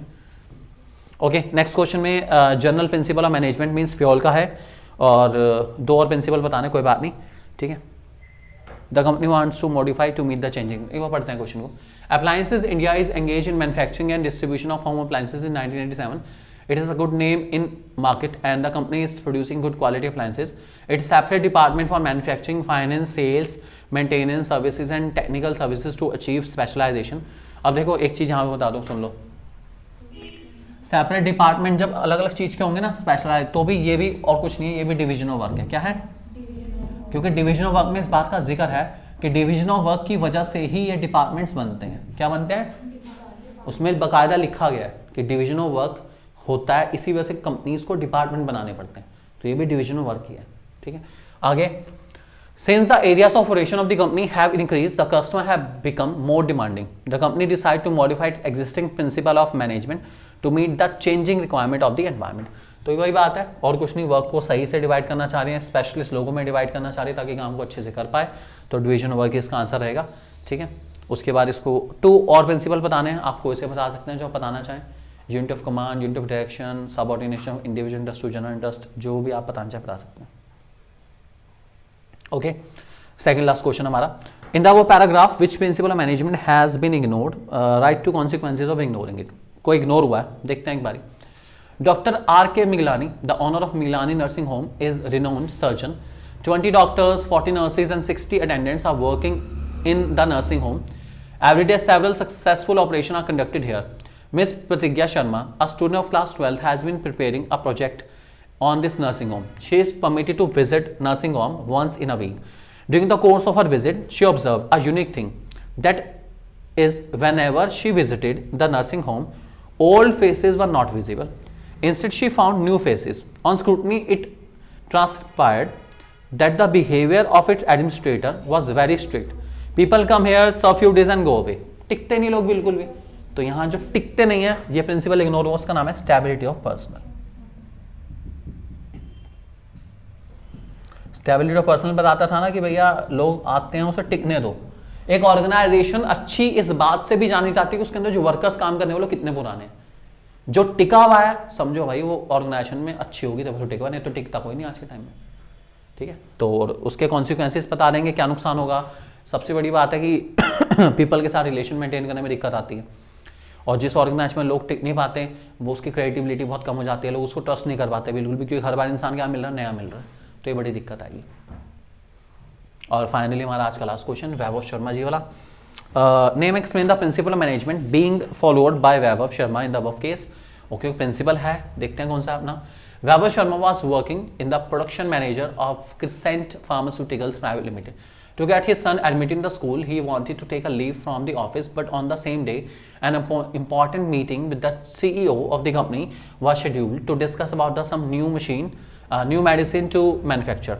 Considering the significance of the meeting, he did not take leave. The CEO appreciated his behavior and gave priority to the organizational interest over his personal interest. तो ये तो खुद ही बता दिया उन्होंने, लास्ट वाले लाइन में खुद ही बता रहे हैं कि भाई छुट्टी ले सकता था, लेकिन उसने कहा नहीं, ऑर्गेनाइजेशन पहले ऑर्गेनाइजेशन का काम, बाद में मेरा काम। तो इसका नाम है प्रिंसिपल का subordination of individual interest to general interest. जब आप अपने जनरल इंटरेस्ट को, मतलब ऑर्गेनाइजेशन इंटरेस्ट को पहले रखते हैं और इंडिविजुअल को बाद में रखते हैं, तो ऑब्वियसली बात है आपकी इमेज काफ़ी इंप्रूव हो जाती है। तो इस प्रिंसिपल का नाम है subordination of individual interest to general interest. तो ये थे हमारे प्रिंसिपल ऑफ मैनेजमेंट के काफ़ी सारे क्वेश्चन एंड सारी डिटेल। आई जस्ट होप आपको चैप्टर अच्छा लगा होगा, समझ आ गया होगा। Thank you very much.